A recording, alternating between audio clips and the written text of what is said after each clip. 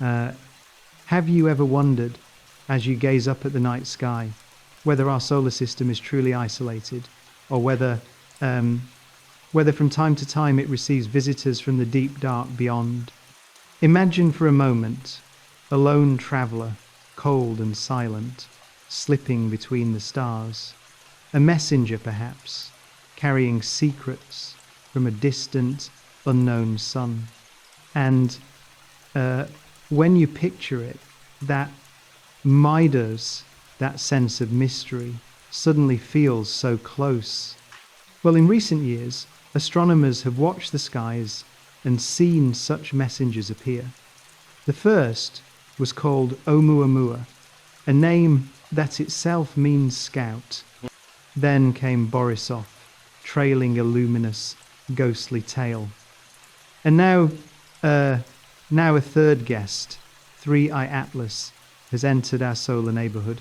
What makes 3I Atlas so intriguing? Is it simply another wandering comet? Or is it something altogether different, a puzzle box, a cosmic letter slipped under the door? It's not just another icy rock, it's a question wrapped in motion. You see, the story of 3I Atlas begins with a faint glimmer picked up by the ever-watchful Atlas telescope. For a brief moment, this object shimmered against the black, and suddenly, the universe felt both closer and more mysterious. Who discovered it, when, and with what instrument? Why do scientists call it 3I, the third confirmed interstellar object? Well, what is it about 3I Atlas that defies our expectations, that whispers of unknown origins, or new physics, or the possibility of things we have not yet imagined? It's not out there, it's in here, stirring our curiosity. As we set out together, I hope you'll bring your curiosity. We will explore 100 facts tracing the object's orbit, structure, mysteries, and the many wild ideas it has inspired. Along the way, I'd like you to consider when something crosses the void between stars to find us, what exactly are we being asked to notice? Whether it carries meaning or, well, whether it exists at all as we imagine it. Before we go on, I'd like to ask you to subscribe to the channel and leave a like, but only if this space truly feels right for you. My aim here is simple, not just to help you learn, but also to help you drift off to sleep while exploring the wonders of science. It's not just about information, it's about ease, it's about rest. Where are you on the map? And, let me know where you are in the world and what time it is in the comments. It's always fascinating, it really is, to see who's joining us from all around the world. So let's continue. Well, let's begin at the very moment when the universe seemed to whisper a secret, one that, for most of cosmic history, would have gone unnoticed. On a quiet night, as the Atlas telescope swept across the heavens, those robotic eyes searching for the unpredictable, for the dangerous, for the unknown, they caught, just for a fleeting instant, a new signal, a blip, a shimmer in the deep. You see, these telescopes, part of the asteroid terrestrial impact last alert system, are not just machines, they're sentinels, standing watch while the rest of us sleep. Their purpose is, well, to catch threats before they reach us, but sometimes they glimpse wonders instead. It's a strange thing, isn't it, how discovery so often begins with uncertainty. The initial sighting of 3I Atlas was not a fanfare, not a grand event, but a soft, almost fragile change in the data, a spot that shouldn't have been there, drifting slowly across the field of stars. The light it gave off, the apparent brightness, was fainter than the glow of distant city lights. And yet, to the right eyes, it was unmistakably different. And that's the thing. Our eyes, our eyes aren't always tuned for interstellar objects. Most things we see in the sky belong here, with us. They orbit, they repeat, they're predictable. But 3i Atlas did not fit. The team at Atlas, scientists and engineers who dedicated years to watching the sky, paused. They checked and checked again. Was this a glitch? Was it just noise in the machinery? But the point moved and kept moving, and with every hour it carved a path across the night, one that didn't belong. Not to the planets, not to the comets we know, but to something else entirely. And, as more data came in, other telescopes joined the hunt. It's a beautiful thing how science spreads. Observatories around the world, large and small, professional and amateur, turn their gaze, trying to pin down the trajectory of this wandering point of light. And the first step, really, was to determine, was it real? Was it moving the way it seemed to be? That process, the verification, it's both art and science. Early measurements can wobble, can dance, can deceive. The first calculations of its position, its orbit, were, jumpy. It's a bit like trying to predict the path of a bird from the blur of its wings. But as data piled up, a pattern emerged. It wasn't just strange, it was extraordinary. The orbit was not a simple ellipse, not a bound curve at all, but a hyperbola, a shape that means simply it would not return. It had come from the outside, and it would leave, never to circle back. You see, that's not just unusual, that's a message in itself. Most objects in the solar system, they fall inward, they loop, they're part of a family. But 3i Atlas, it had a different story. Its trajectory told of great distances, of a journey begun perhaps before our own world was formed. The confirmation came slowly, hesitantly, through hundreds of observations, through the careful work of teams across the globe. It was reported first to the Minor Planet Center, that quiet, bustling hub of cosmic news, where every new rock and snowball is logged, tracked, catalogued. And so it received a name, 3i, the third interstellar object. Not just another comet, not just another icy wanderer from the Oort cloud, but something rarer, something from another system entirely. The community buzzed with excitement and with skepticism. Was this truly interstellar? Some voices called it just a weird comet, perhaps kicked from our own solar system by some gravitational trick. Others, though, pointed at the numbers, the energy, the velocity, the way it simply didn't fit. It was not a visitor from within, but from beyond. And the timeline of discovery became a kind of unfolding drama. From the very first glimpse to official recognition, days passed, filled with questions, with recalculations, with the careful business of science. Each new observation nudged the trajectory, made it sharper, clearer, more certain. The orbit leaped at first with every new data point, but gradually it settled. The more we looked, the more certain we became. This was not just odd, it was unique. The announcement went out in the IAU circulars, that ancient tradition of sharing celestial news, and suddenly the world knew a new interstellar traveller had arrived. It's fascinating, isn't it, how these moments ripple outward. The story began as a point of light and grew into a global conversation, a tapestry of observation and debate. The reaction was mixed. Some said, again, it's just another comet. Others, they saw the hints of something larger. Because, you see, every new interstellar object changes us. It changes what we think is possible. It reminds us that we are not isolated. Our solar system is not a sealed room, but a place on a great galactic road. And as the evidence mounted, other observatories stepped in to refine the story. The orbit, once so uncertain, became bit by bit an undeniable line, tracing a path across the solar system that no local object could follow. The shape of that path, that hyperbolic arc, held in it the fingerprints of another sun, another beginning. It's not just mathematics, it's the music of the cosmos, played in the quiet tones of right ascension and declination, in the subtle dance of gravity and motion. But let's linger a little on those first days, those hours of uncertainty.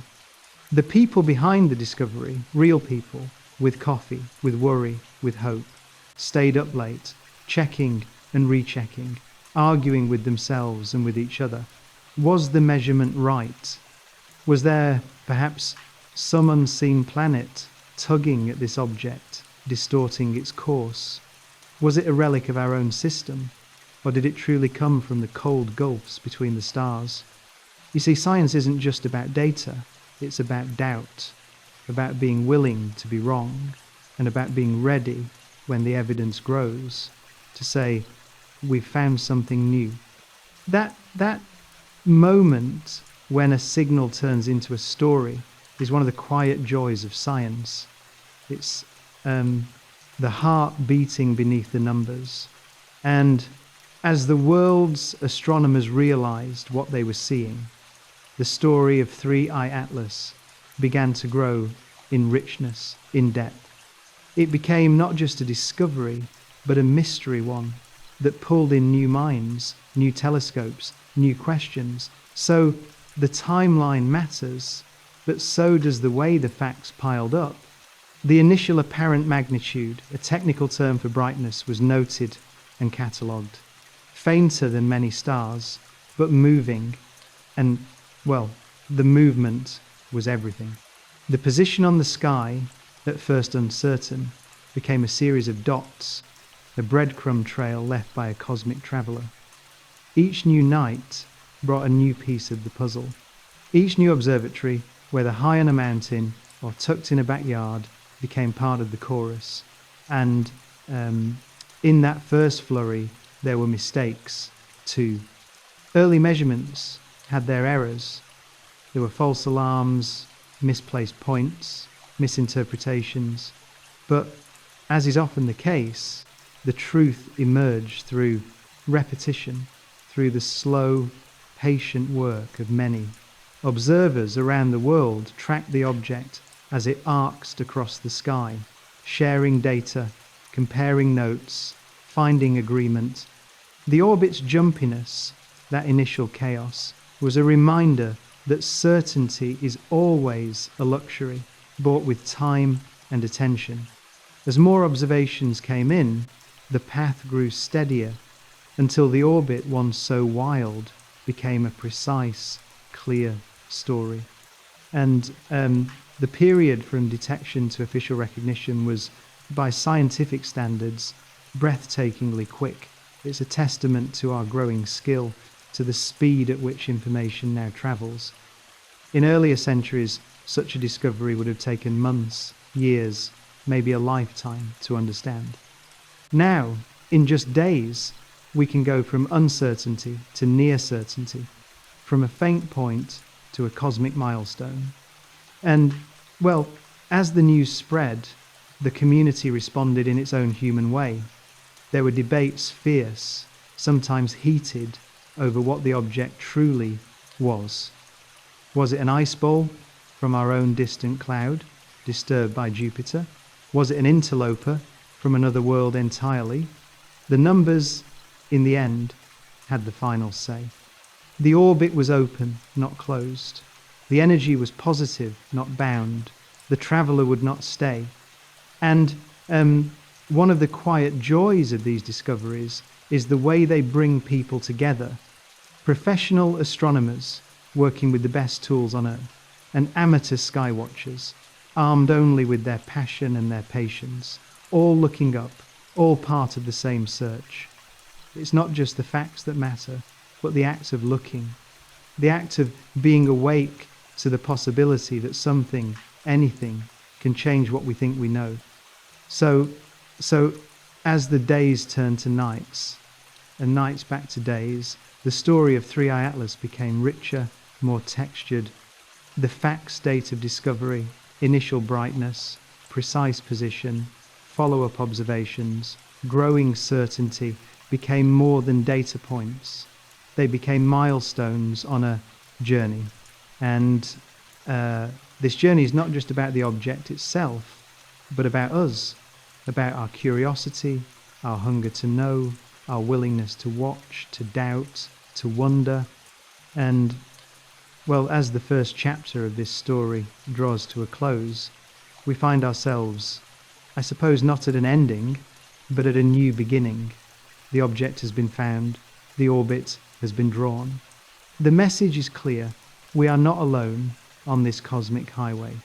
There are other travelers, other stories, other mysteries still to unfold. So perhaps the real question is not where Three Eye Atlas came from, or even what it is, but what comes next.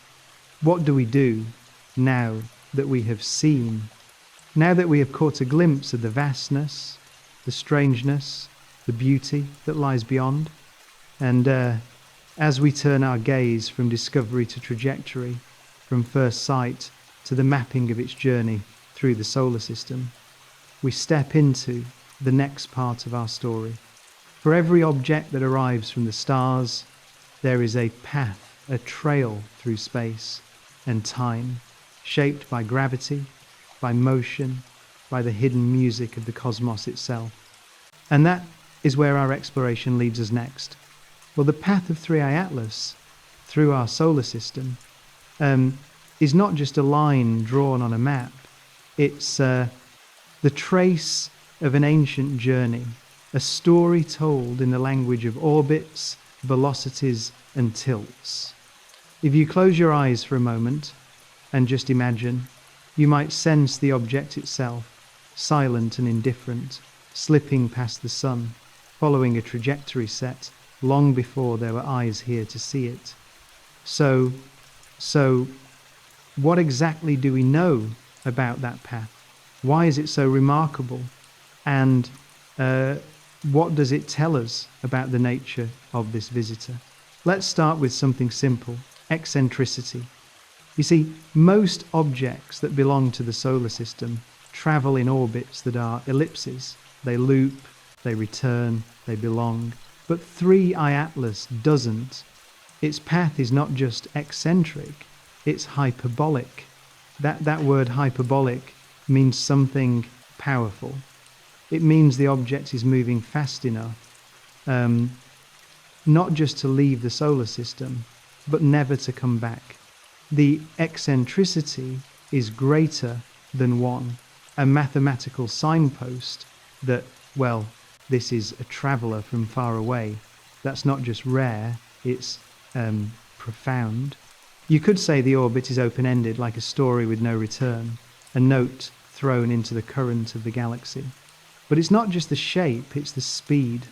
When scientists calculated the velocity of Three Eye Atlas, they found it wasn't just moving quickly, it was, well, moving too quickly to be captured by the gravity of our Sunday. If you trace its motion backwards, if you let your mind wander along its arc, you see it slipping in from the distant void, unbound, carrying with it the inertia of a different star system. The key measure here is what they call excess velocity at infinity, the speed it would have if you could wind back the sun's pull to zero. And for Three Eye Atlas, that speed is just too high for any ordinary solar system object. The universe is not subtle, you see. Sometimes it shouts with numbers, and those numbers don't lie. And the plane of its orbit, well, it tells another part of the tale. You know, our solar system is a disk. Most planets, most comets, most asteroids, they move in or near that disk. But Three Eye Atlas comes in at a steep angle, not respecting the old family order. The orbit slices through the ecliptic, the sun's own highway, at a tilt. It's not just an outsider in speed, but in direction, in attitude, in the very way it moves. That leads, well, to more questions. From which direction did it come? Where, if we had telescopes powerful enough, would we point, hoping to glimpse the world it left behind? Astronomers traced its path back through the constellations, and they found that 3 Atlas entered the solar system from a specific patch of sky, a place with no obvious star, no signature, just the infinite dark. It's strange, isn't it? Not just that it arrived, but that its point of origin, for now, is lost in the anonymous sprawl of the Milky Way. That's the loneliness of interstellar space. And then, there is where it's going, where the orbit unfurling will carry it after its brief encounter with the Sunday. Its outbound trajectory, well, it's another signature. It leaves our solar system at a different angle than it entered, deflected by the sun's gravity, but never caught. You could say the sun is just a bystander here, bending the object's path, but powerless to hold it. The tilt, the direction, the sheer independence of that orbit, these are all the fingerprints of an interstellar visitor. But there's something else, something, I think, quite beautiful. If you compare 3 Atlas to the 2 earlier interstellar objects we know, Oumuamua and Borisov, you find similarities and differences that are both, well, comforting and mysterious.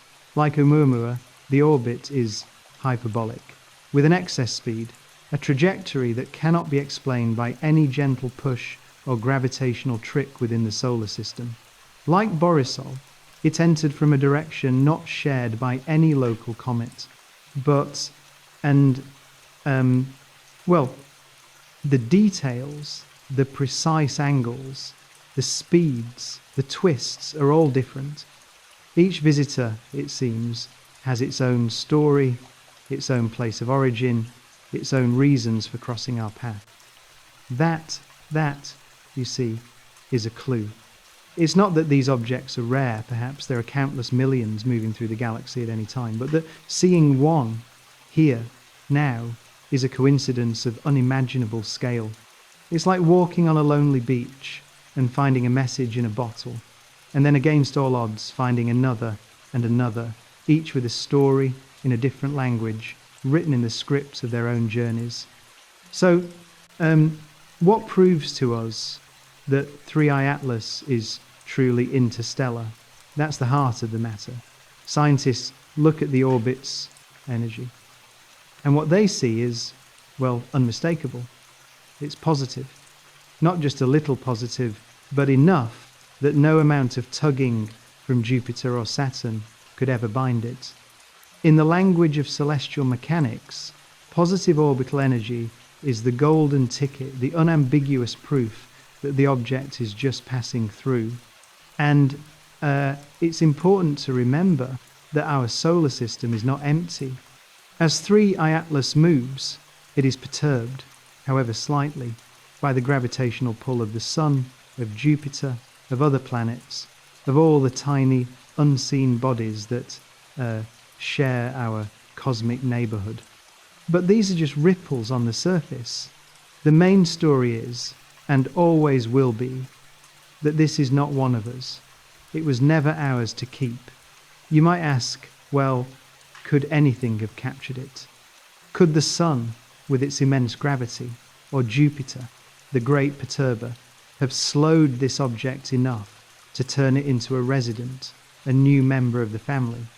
The answer is no. The speed, the direction, the tilt, everything conspires to ensure that 3I Atlas is, in a sense, uncatchable. It will bend, it will bow, but it will not stay.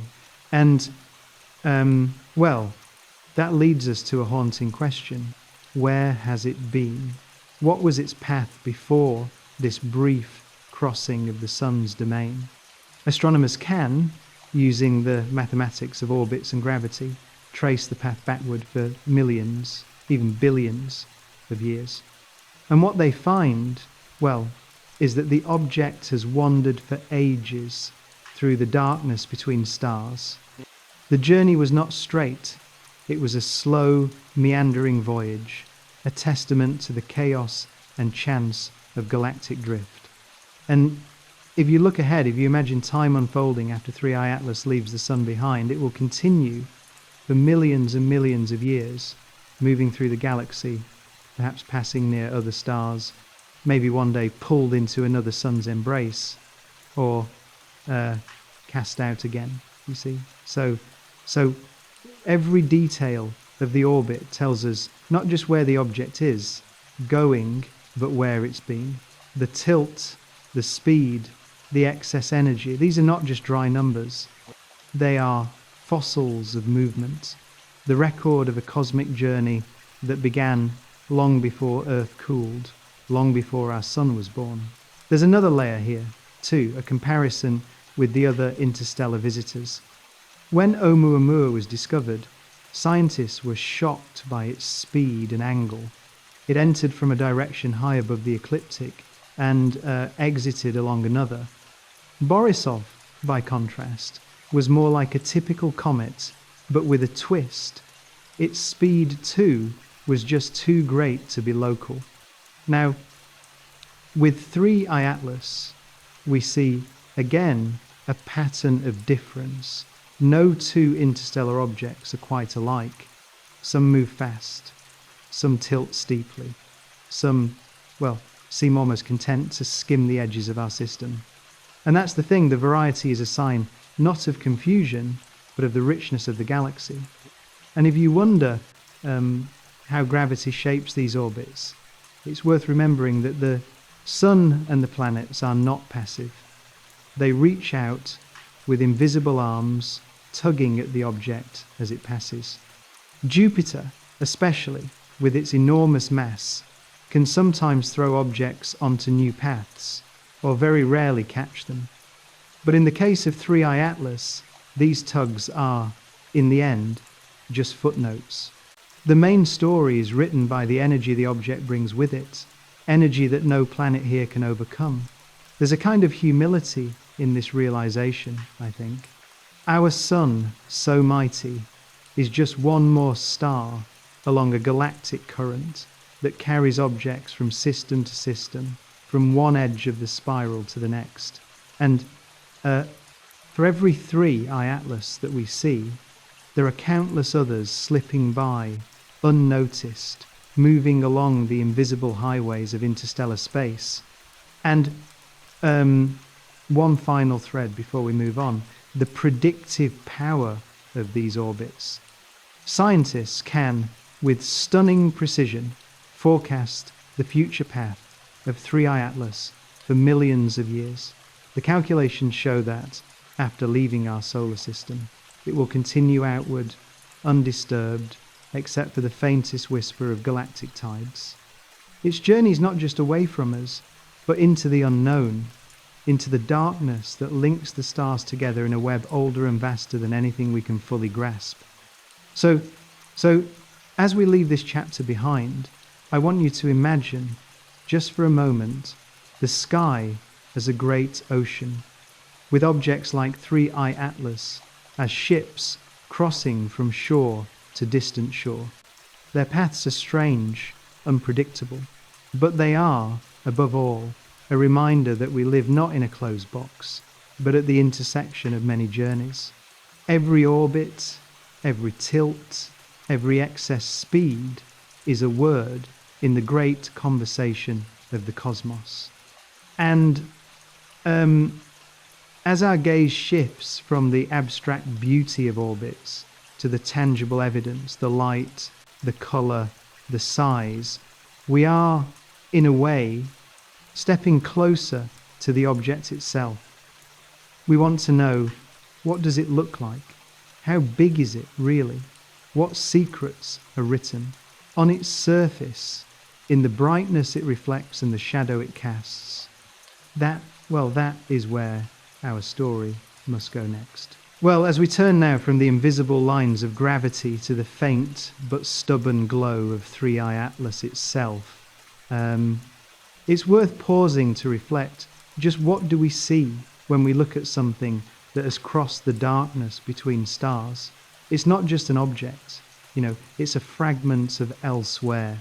And yet, from Earth, from our little perch, all we get at first is light, a handful of photons, trembling across billions of kilometres, arriving at the very edge of what our telescopes can detect. And this is where things become both frustrating and beautiful, because, well, brightness is deceptive. The first thing astronomers try to do when faced with a new interstellar visitor is to estimate its size. That seems simple, but it isn't. Light, you see, is a messenger with 1,000 disguises. The brightness of an object depends not just on how big it is, but also on how much sunlight it reflects its albedo. Some bodies are as dark as charcoal, swallowing light. Others, like fresh snow, gleam and scatter every ray. So when we see 3i Atlas shining weakly in our detectors, what does that tell us? Not just its size, but also something about its character, its history, its scars. The estimates vary wildly. If 3i Atlas is dark, it could be large tens or even hundreds of meters across, a mountain tumbling through space. If it is, instead, more reflective, it might be much smaller, a mere shard glinting like a lost jewel in the cosmic tide. We just don't know for sure, and that's both unsettling and thrilling. The uncertainty is a window, a chance for the imagination to step in, and as scientists watch the object, they notice something else. The brightness wasn't steady. It flickered just a little, as if 3i Atlas were spinning, flashing its facets to us in slow, distant rotation. That flicker, known as the light curve, is a kind of heartbeat, a record of day and night for a world without sky. By studying the pattern, the rhythm of bright and dark, astronomers try to deduce the shape of the object. Is it long and thin, like a needle? Is it flat and wide, like a cosmic leaf? Is it, perhaps, a jumble of fragments, wobbling chaotically as it travels? The truth, as always, is elusive. The amplitude of the light curve, how much the brightness changes, hints at elongation. The period of the cycle, how fast it repeats, tells us about the spin. But the details, the specifics, are lost in the faintness, in the distance, in the noise. Still, even that uncertainty is data. Not just what we know, but what we don't know. It's not just what is revealed, but what remains in shadow. And, well, there's more to see if you know where to look. The colour of the light itself, for example. With sensitive instruments, astronomers can measure not just brightness, but hue, whether the object leans towards the red, the blue, or remains somewhere in between. And 3i Atlas, like its predecessors, offers a new palette. Some reports suggest its light is redder than the average comet, echoing the colour of ancient, irradiated ice.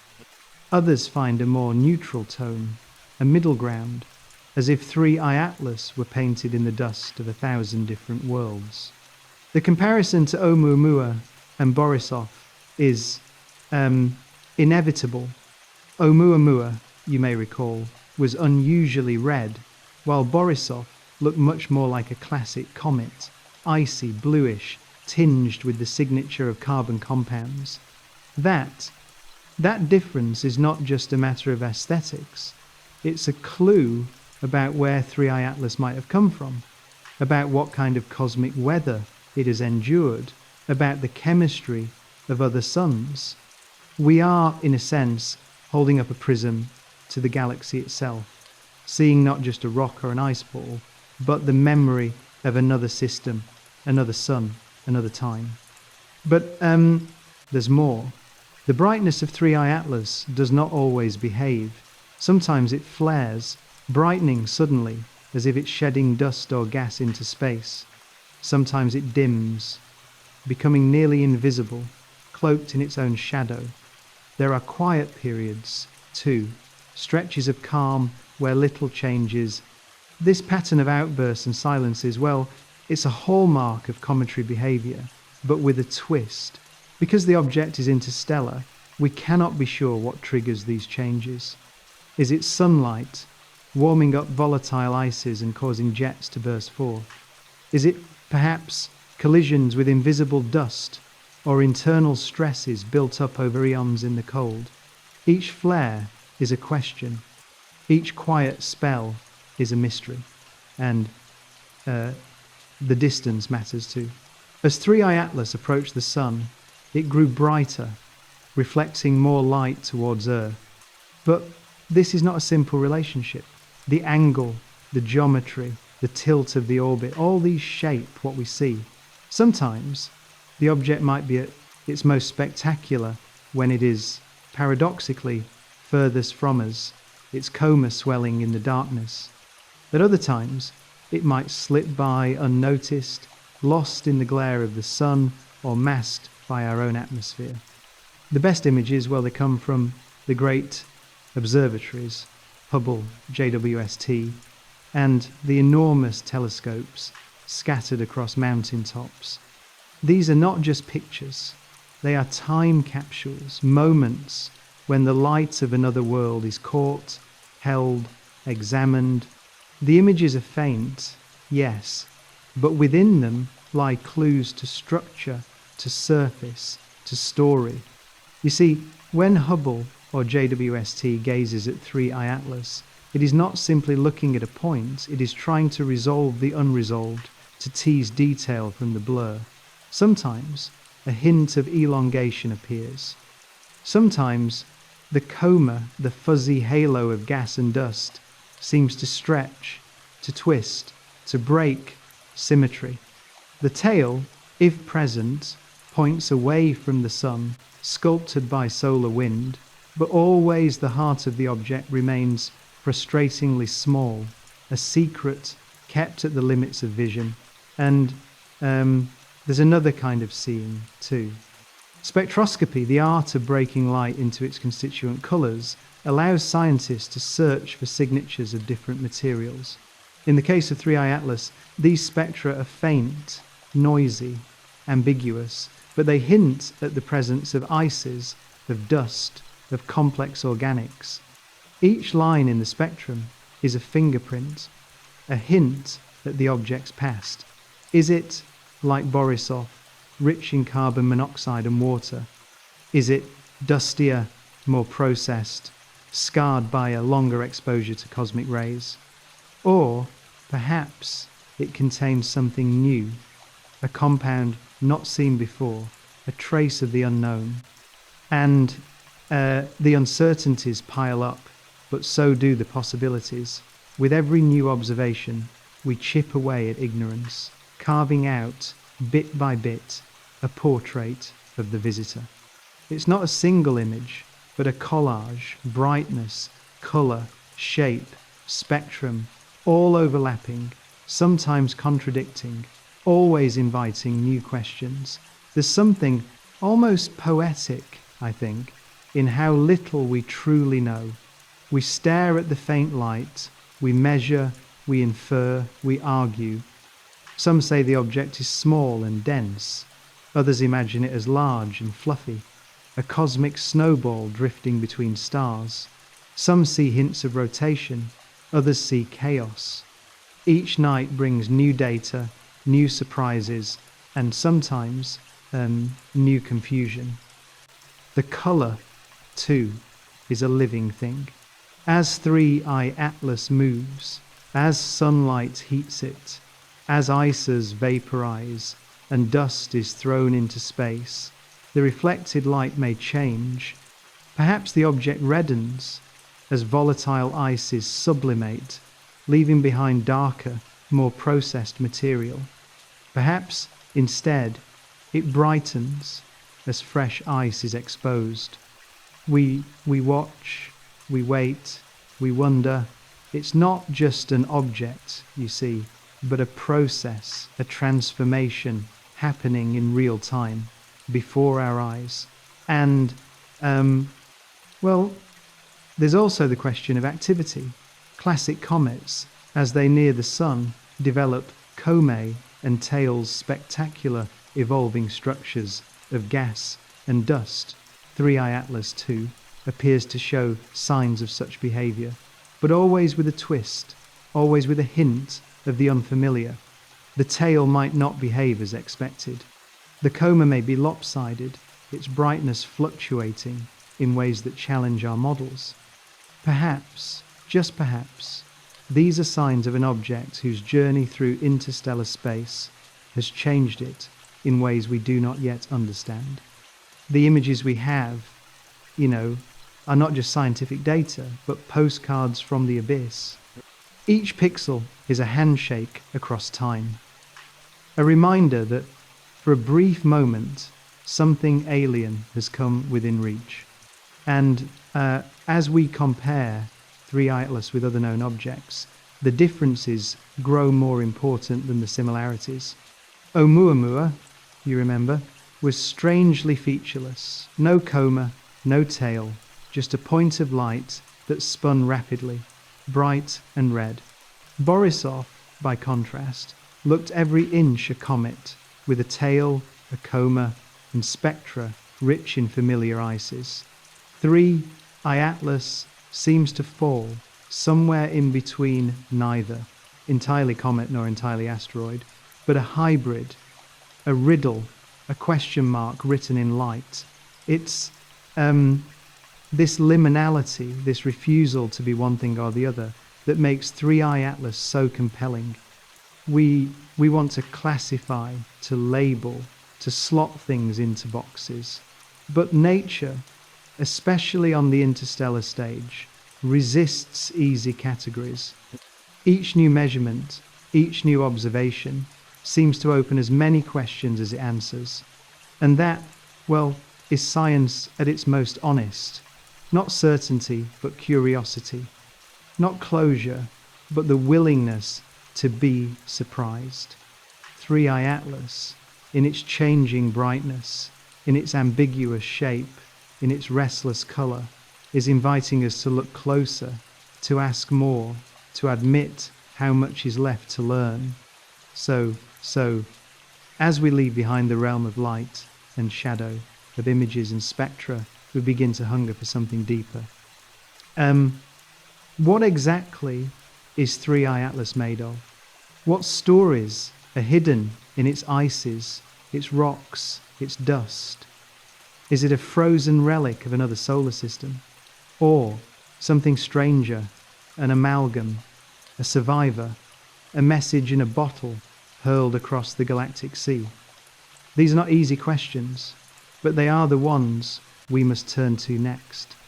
The journey, as always, continues not just outward, but inward, towards the heart of what this visitor really is.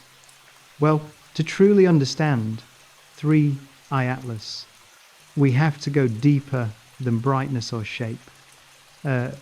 We have to listen to the whispers of its chemistry, the subtle stories written in its ice, its dust, its scars. It's strange, isn't it, how a cold rock hurtling through darkness could contain so many secrets. So the question is, what is this thing made of, really? Is it like the comets we know, or does it carry the fingerprint of a different star, a different place, a different epoch? And the only way to answer is by unraveling its spectrum, splitting its light, line by line, to search for the signatures of water, carbon, dust, and more. When 3I Atlas approached the sun, astronomers pointed their instruments and, with painstaking patience, hunted for the faint signals of molecules and minerals. Every comet, every asteroid, has a kind of barcode, a pattern of dark and bright lines that reveal what lies beneath the surface. And with 3i Atlas, the first thing they looked for was water, because water, is not just a chemical, it's a story. It's the mark of worlds where heat once melted ice, where light once played on ancient surfaces. So did 3i Atlas have water? The answer is, well, complicated. Some observations found the telltale signs, bands in the spectrum, that suggest ice vaporizing in sunlight, drifting out to form a tenuous coma. Other measurements were less certain, clouded by noise, by distance, by the object's faintness. But, and this is important, the hints of water are there, just as they were for Borisov, a link, perhaps, between our solar system and the far-off region where 3i Atlas was born. But water isn't the only player here. Scientists also search for carbon compounds, things like carbon monoxide, carbon dioxide, cyanogen. These molecules, if present, would show up as distinct features in the light, a sort of chemical accent marking the object's origin. The results for 3i Atlas are, again, a bit mixed. There are hints of carbon monoxide, faint suggestions that this traveller has carried frozen gas across light years, only to release it in the warmth of the Sunday.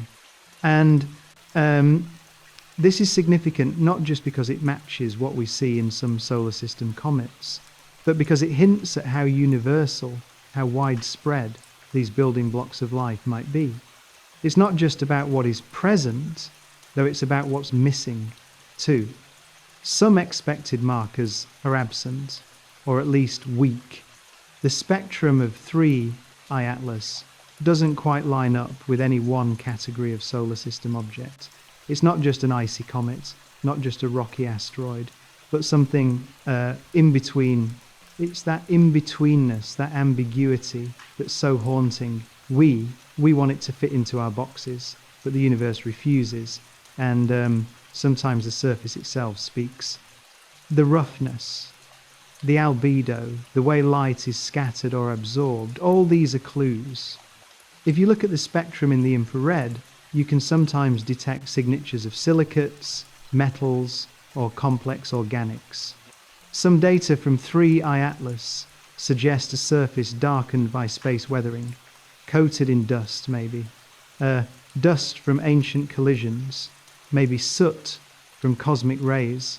The surface might be rough, jagged, a relic of billions of years spent drifting without a sun to smooth it.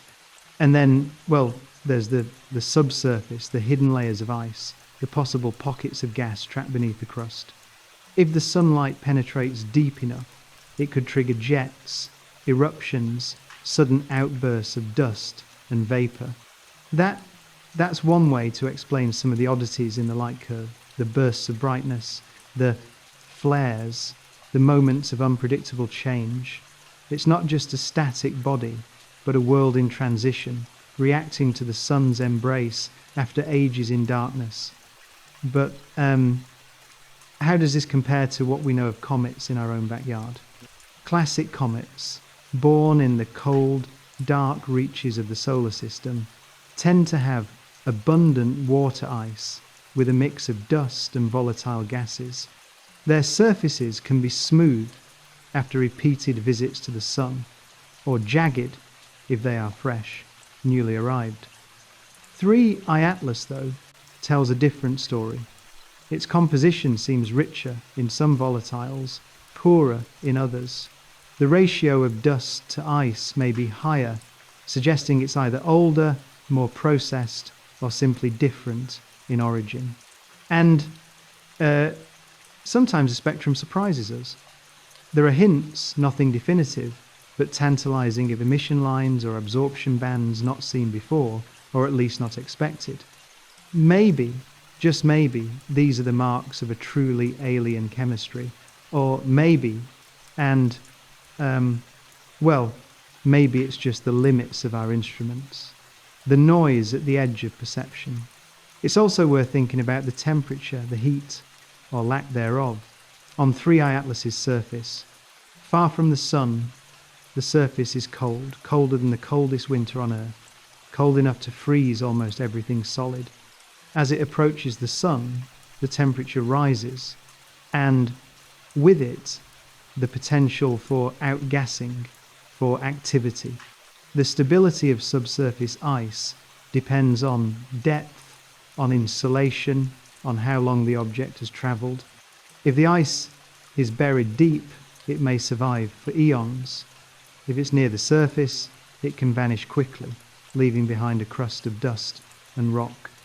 We can infer some of this from the coma, the thin cloud that forms as gases and dust are released, the brightness, the extent, the changing shape of the coma. All these are clues. If the coma is rich in dust, we know the object is losing mass rapidly. If it's faint, the process is slower, more gentle. The coma of 3I. Atlas has been both at different times a sign of complexity, of layered structure, of history written in ice and stone. And there's the question of origin. What kind of environment could produce an object like this? If 3I Atlas is rich in certain ices, poor in others, with a strange mix of dust and organics, it may have formed far from its home star in the coldest reaches of a protoplanetary disk. Or perhaps it was ejected from the outer shell of another system, an Oort cloud orbiting some distant sun. Each element, each isotope, is a clue to the conditions of birth, the temperature, the radiation, the chemical soup in which it formed. Some astronomers speculate, and with good reason, that interstellar objects might carry the scars of their journeys, irradiated surfaces, modified chemistry, altered minerals. 3I Atlas, exposed to the harsh interstellar medium for millions of years, could be more processed, more weathered than any local comet. Its ice might be richer in deuterium, its dust heavier with cosmic rays. If only we could touch it, taste it, see it up close. But, and this is the thing, we can't not yet. All we have is light, split and stretched, crossing the void. We search for anomalies, unexpected lines in the spectrum, hints of complex molecules, suggestions of a story not written anywhere else. Maybe, one day, we'll spot a line we cannot explain, a sign of something truly exotic, truly unearthly. Maybe we already have and just don't know it yet. The dust-to-gas ratio in the coma, for example, could tell us whether 3I Atlas has been stripped of its volatiles, or if it carries a fresh cargo from its place of origin. A high ratio suggests a dusty, old traveller. A low ratio hints at youth, at freshness. 3I Atlas, as far as we can tell, sits somewhere in between, a riddle in every measurement. And, sometimes the data confound us. We expect a smooth surface, but find roughness. We look for bright ice and see darkness. Each contradiction is an invitation to rethink, to look again, to wonder if we are missing something fundamental. And so we compare obsessively with other interstellar visitors. Borisov was rich in carbon monoxide. Oumuamua showed almost no outgassing at all. 3I Atlas, again, is different. Its mix of gases, its dust, its surface chemistry do not match either precedent. It's as if each interstellar object is a sample, not just of another system, but of another possibility. The possibility that life's ingredients are everywhere. The possibility that every icy wanderer is a messenger, a probe, a sample return mission from a place we'll never see. We study the stability of the ice, how deep it must be buried to last for a journey between stars. We model the heat, the evaporation, the loss of gas and dust. And with every simulation, with every observation, we learn a little more about what it takes to survive in the galaxy. And yet, there is always more to learn.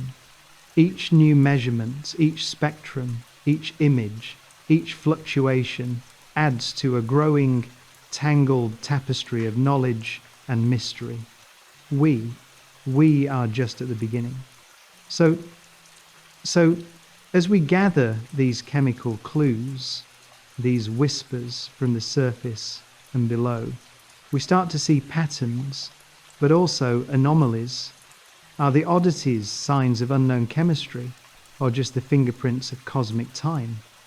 Is the darkness on the surface a record of a billion-year journey, or a hint at a birth in a particularly shadowed place? These are questions we must carry forward. And as we leave behind the chemistry and structure for now, as we step back from the spectra and the simulations, another set of mysteries begins to tug at our curiosity. Because, you see, sometimes 3I Atlas doesn't behave like any comet or asteroid we've ever known.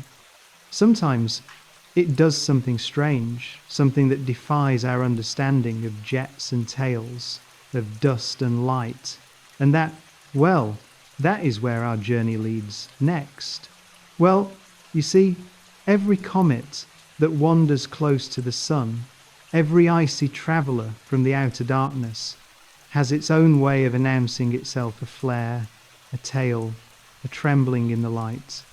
But with 3I Atlas, there came a moment when all the old rules seemed to slip away, and what was left was something no one had really expected.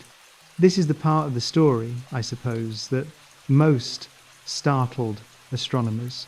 The appearance, fleeting but stubborn, of straight lines in the sky, lines so clear, so precise, that for a moment the universe itself seemed to be drawing with a ruler. And, let's step back a little. When scientists first started imaging 3I Atlas as it passed close to the sun, they expected the usual show: a tail streaming away, perhaps curving gently under the pressure of sunlight and the solar wind. That's what comets do. Their ice is warm, gas and dust erupt, and the particles are swept back by radiation, bending, always bending, into soft arcs across the sky. But then, in images from some of the world's most sensitive telescopes, there was something different, something that didn't fit. Instead of just the expected arc, there were two bright, straight lines crossing to form a kind of X. They were crisp, not fuzzy. They were persistent, not fleeting. And they didn't seem to care about the rules. So, what could this be? At first, some thought it might be a trick of the eye, an artifact of the image, a flaw in the detector, or a smear of starlight. But as more teams looked, as independent observatories confirmed the structure, the reality set in. The X was real. The lines, each stretching for thousands of kilometres, kept their shape across nights and across telescopes, defying the chaotic, swirling behaviour expected from cometary jets. That's what made it so remarkable. In ordinary comets, jets erupt from active spots, spraying out dust and vapour. The solar wind grabs these streams, pulling and curving them, painting soft, ever-changing patterns. But with 3I Atlas, these jets were different not just in their straightness, but in their defiance of all attempts to explain them. They didn't bend, didn't dissipate, didn't twist as the comet rotated. They held their form, crossing in space with a steadiness that bordered on the uncanny. And astronomers, being who they are, began to debate. Was it a rare coincidence, a lucky alignment of jets erupting from perfectly opposed regions? Was it a special kind of dust, heavier or more cohesive than normal, resisting the solar wind? Or was something else at play, some new physics, or some process that we have simply never seen before. Some propose that the jets were collimated, focused streams of gas and dust, perhaps channeled through cracks or vents in the surface.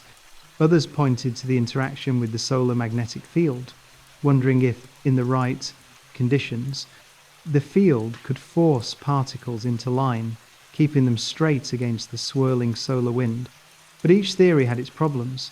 Dust shouldn't be so obedient. Jets shouldn't be so stable.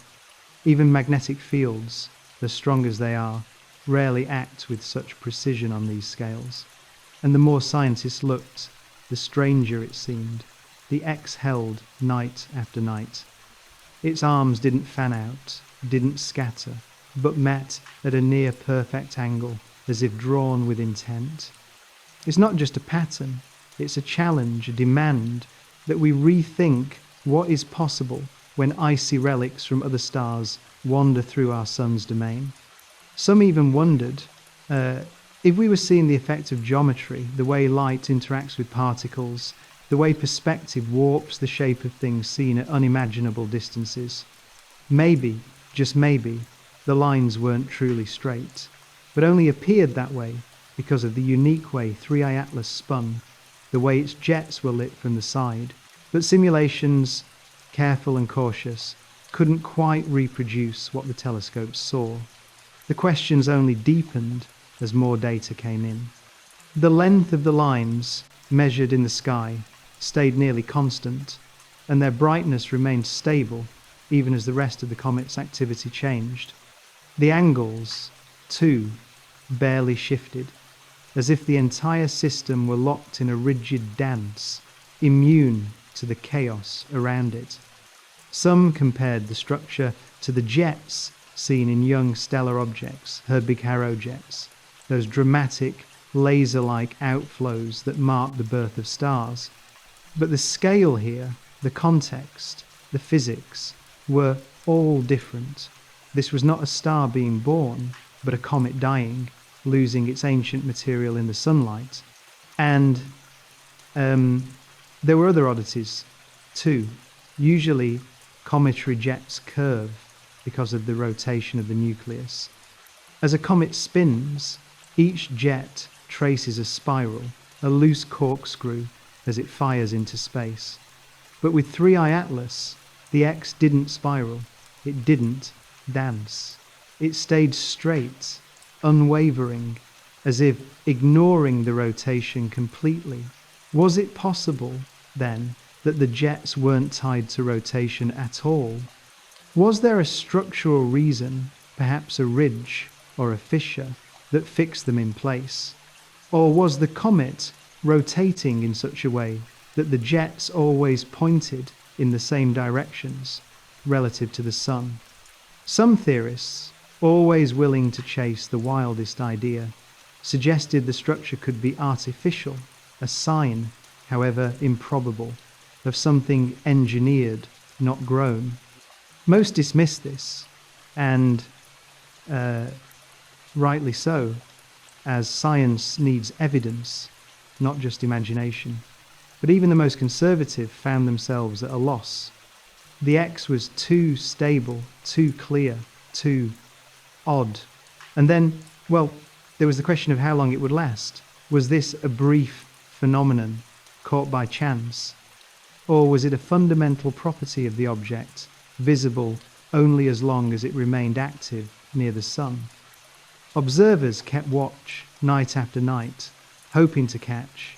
The moment the lines faded, the instant the X unraveled. But for days, for weeks, the structure persisted, immune to time. As data accumulated, teams reprocessed images, checked for instrumental effects, compared notes. The X stubbornly refused to go away. It was not an illusion. It was not a glitch. It was as real as anything else in the sky.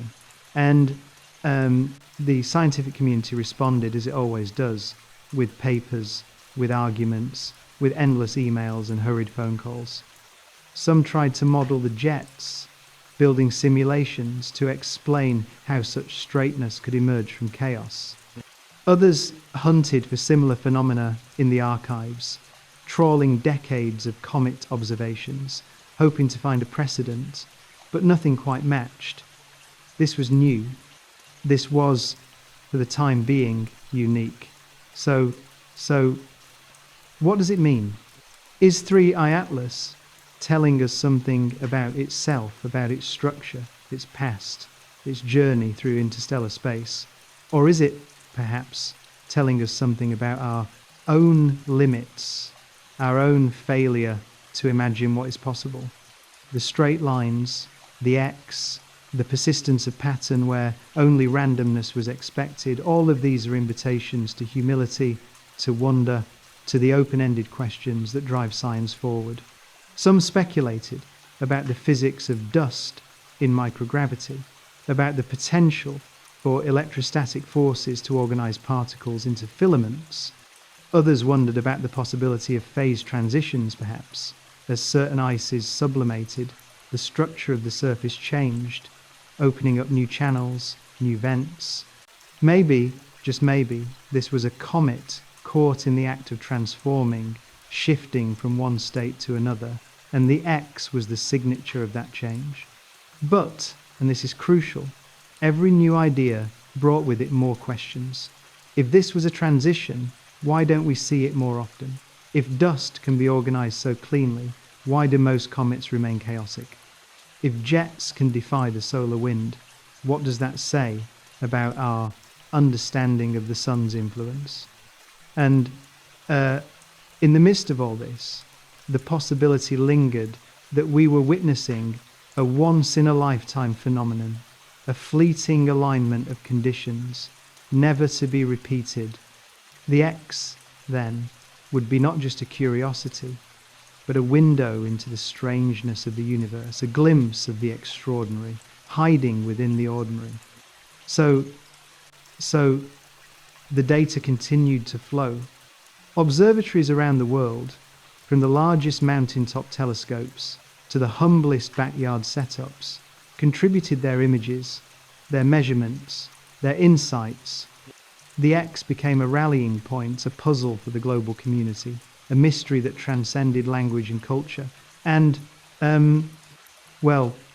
sometimes the best science comes from such puzzles. The refusal of nature to fit our expectations, the insistence of the universe on its own logic. These are the moments that drive discovery, that force us to look again, to think anew. As the sun's influence waned, as 3i Atlas moved away, the X began to fade. The lines softened, blurred, dissolved into the growing distance. The moment passed, but the memory remained a mark, a challenge, a story to be retold. And even as the direct evidence slipped beyond reach, the impact lingered. The X-jet phenomenon was discussed at conferences, debated in journals, cited in new papers. It became a touchstone, a reminder that not everything in the sky is predictable, that the cosmos is richer, stranger, more inventive than we dare to believe. Some teams attempted to reproduce the effect in the lab, building tiny comet analogues, watching as gas and dust erupted under simulated sunlight. A few, in the process, found hints, moments when, for an instant, a straight line would appear before chaos reclaimed it. But never, not quite, the steadiness, the clarity, the persistence seen in the real sky. And what about the possibility of data errors or misinterpretations? That's always a concern, especially with something so unexpected. But the redundancy, the independent confirmations, the sheer number of eyes on the X-jet all argued for its reality. It's not just an error, it's a signal, it's an event. The more we tried to understand, the more we were forced to acknowledge the unknown. The X-jet of 3i Atlas is not just a challenge to physics, but to imagination, to the way we construct our models, to the boundaries we set for possibility. And, well, perhaps that's the real lesson. The cosmos, after all, is not a classroom with tidy answers at the back of the book. It's a wilderness, an ocean, a field of surprises. Every comet is a letter from the past. Every jet, a line written across time and space. Sometimes the handwriting is neat, sometimes it is wild. So. As 3i Atlas moved away from the sun, as its activity waned, the X faded from view, but the questions did not. What exactly caused those lines? Was it a rare confluence of physics, a unique structure of the surface, a secret carried from another star? Or was it, in the end, just another reminder of how much we have yet to learn? And as we turn from this chapter of strange jets and unanswerable questions, we find ourselves faced with another kind of puzzle.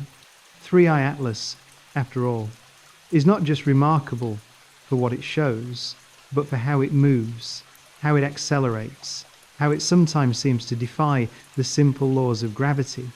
If the X was a challenge to our understanding of cometary activity, the next mysteries lie in the motion itself, the subtle deviations, the unexpected forces, the clues that this is not just a comet, but a phenomenon unlike any other. So let's leave the X behind for now, carrying its questions with us, and step forward into the realm of motion, of energy, of change. Because sometimes, you see, what matters most is not what we see, but how it moves, how it reacts, how it lives in the sunlight. And that is where we must look next. Well, as we drift from the visual marvel of the X-jet, those haunting geometric lines, into the domain of motion and force, we enter perhaps the most quietly radical aspect of 3i Atlas, how it moves, how it shifts, how it sometimes seems to dance to a rhythm we don't yet fully understand.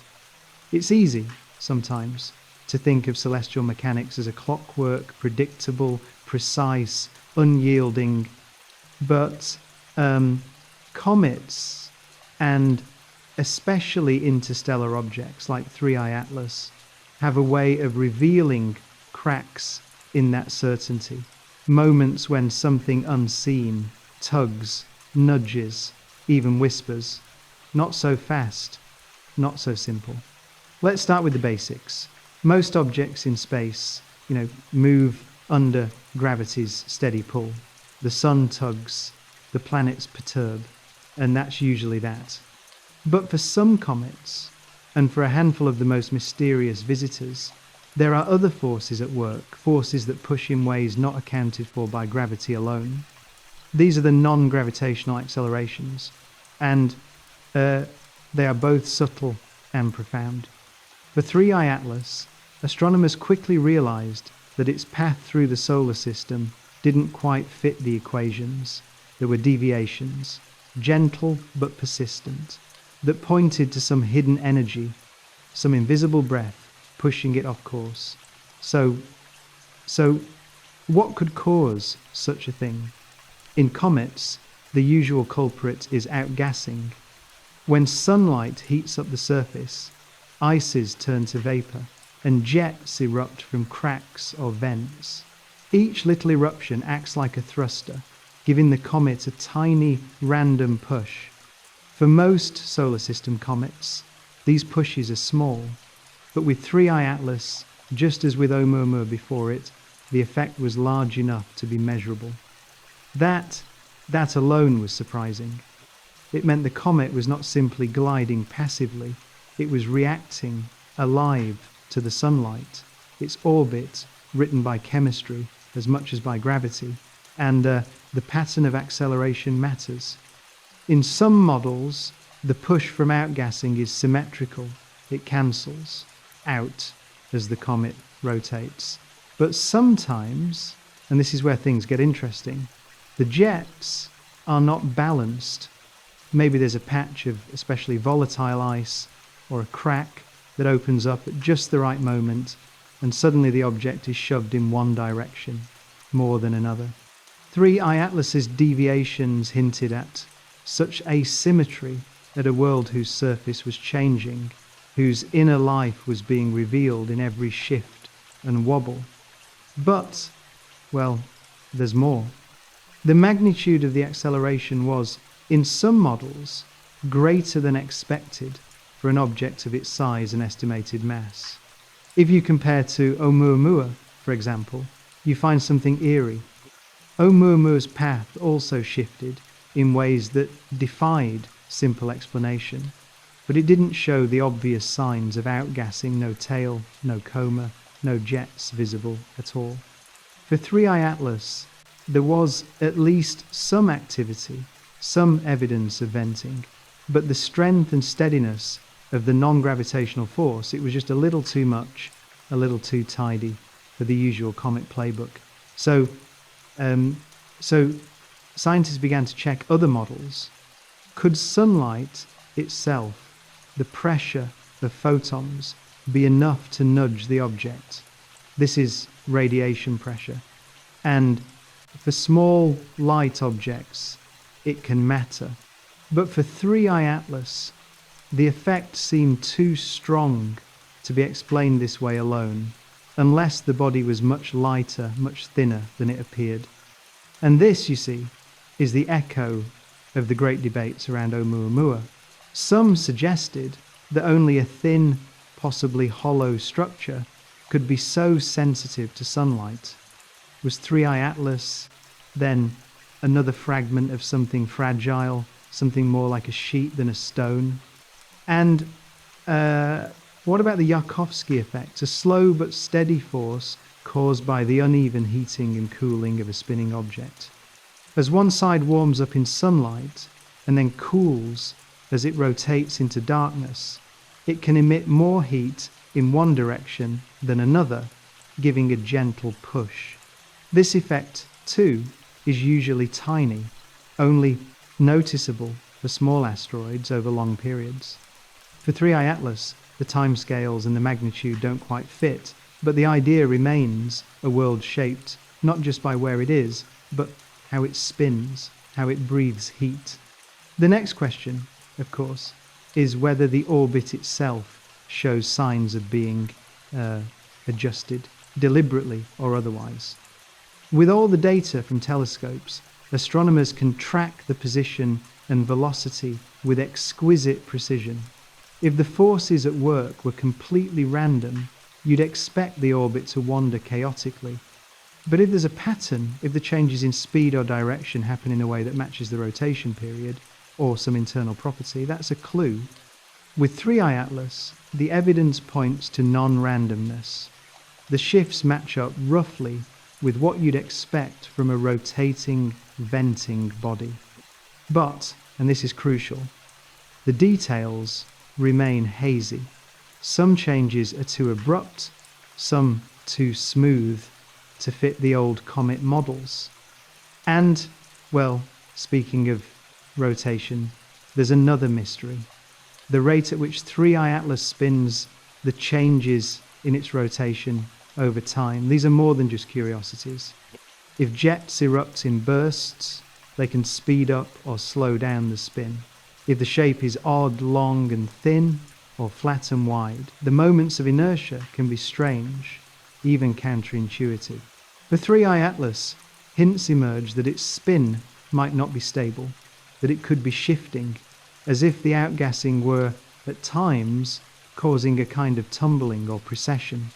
And the concept of tumbling is worth lingering on.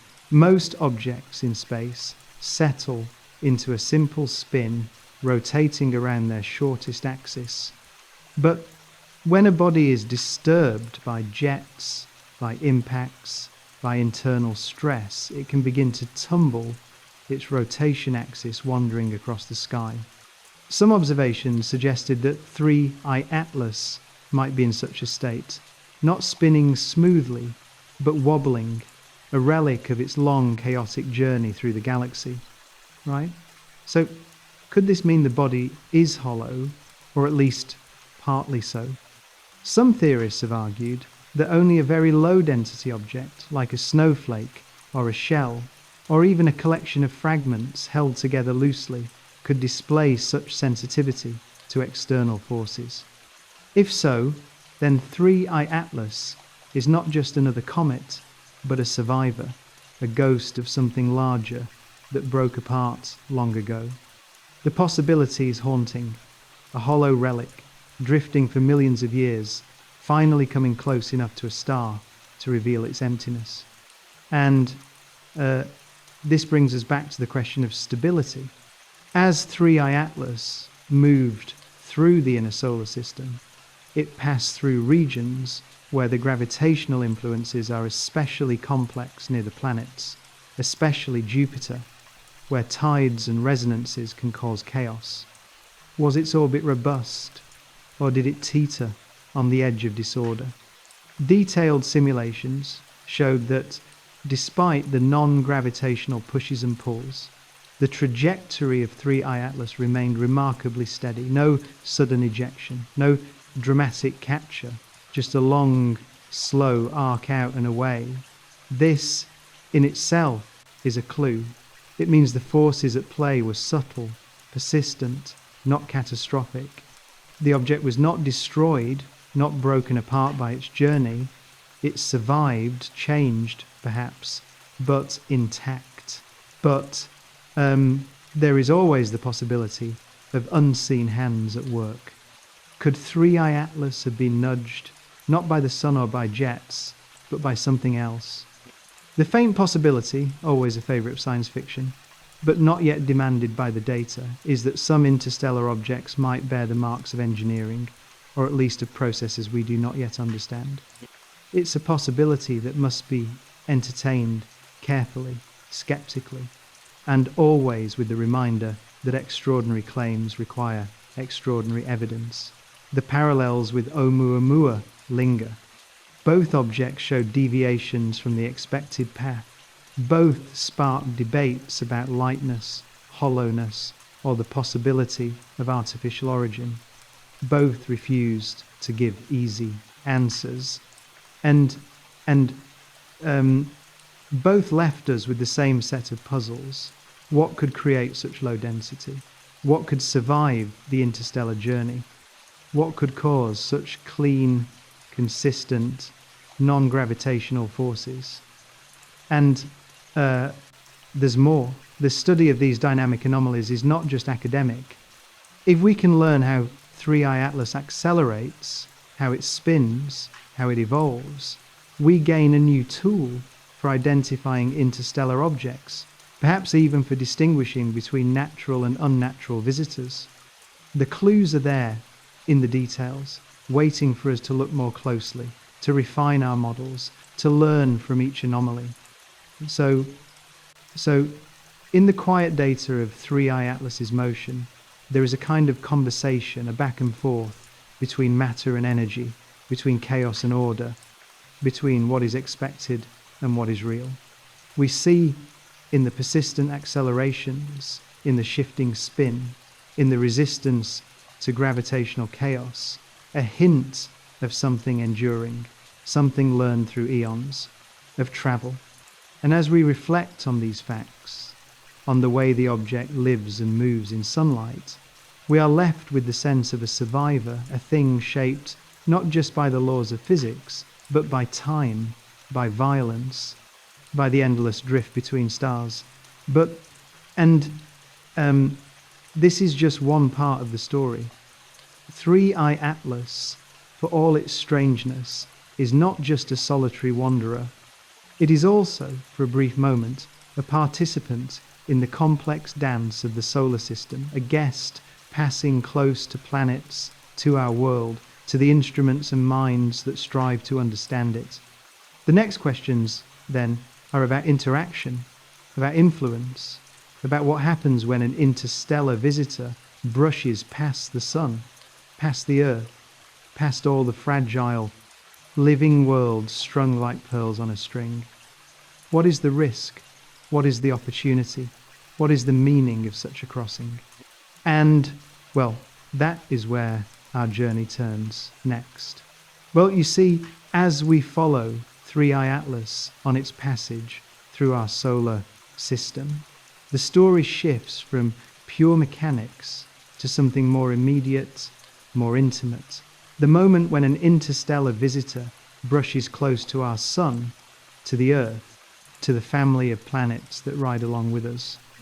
And this passage, brief and silent, is a chance for both risk and revelation, a meeting of worlds, a kind of cosmic border crossing that leaves ripples in science, in imagination, in our sense of home. Let's begin with the simplest numbers, because sometimes the most basic facts are the ones that frame the whole story. How close did 3i Atlas come to the Sun, to Earth, to the giant planets whose gravity shapes so much of what happens here? For a brief moment, 3i Atlas was closer to the Sun than it will ever be again, perihelion, the turning point in its arc. Not just an astronomical number, but a threshold, a gateway, a test of endurance. It passed at a respectful distance, far enough to avoid destruction, close enough for the sun's heat and wind to strip away the oldest layers of ice and dust. And for those who watched, it was a reminder that even the most ancient travelers must face the reality of our star. And then, well, there's the question of Earth, of us standing here on a blue planet, watching, measuring, wondering, was there ever any real danger? The answer is both comforting and humbling. 3i Atlas, for all its strangeness, never came near enough to threaten collision. The numbers, when calculated, show margins of millions of kilometres, a gulf so wide that even the wildest comet tail could not have touched our world. So why do we worry? Maybe it's because deep down we remember that the cosmos is not always gentle. The stories of impacts, of extinction, are written in the rocks, in the bones of forgotten species. But this time, the message was clear. We were witnesses, not targets. Yet, the scenario invites thought experiments. What if the orbit had shifted just a little? What if the timing had been different? The smallest changes, a tug from Jupiter here, a nudge from the solar wind there, could have altered the path, not just for 3i Atlas, but for any interstellar object. We grow older, clocks tick, and somewhere out there, other travellers wander, their orbits unknown, their meetings with our world a matter of chance. The beauty and the terror is that we will never see them all coming, and the interaction with the sun's wind and magnetic field is not just a danger, but a scientific opportunity, a natural experiment. 3i Atlas, for a brief time, became a probe, a messenger, moving through regions of space that spacecraft visit only rarely. The sun's wind, a river of charged particles, battered the coma, shaped the tail, wrote the story of space weather in real time. Observing these effects, scientists learn not just about the comet, but about the sun itself, about the invisible currents that connect planets, asteroids, dust, and cosmic wanderers. In a way, every interstellar visitor is a test of our readiness, our instruments, our ability to listen to what the universe is telling us. When 3i Atlas crossed through the magnetic fields, through the boundary between solar wind and interstellar wind, it carried with it a sample, a taste of material from another world. By analysing the changes in the coma, the shifts in tail structure, we learn not just about the object, but about the environment it travelled through, how magnetic fields twist, how dust and gas are swept and sorted, how radiation leaves its marks, and, well, the opportunity is profound. Every close passage is a kind of free experiment, one that no human probe could replicate, no matter how ambitious.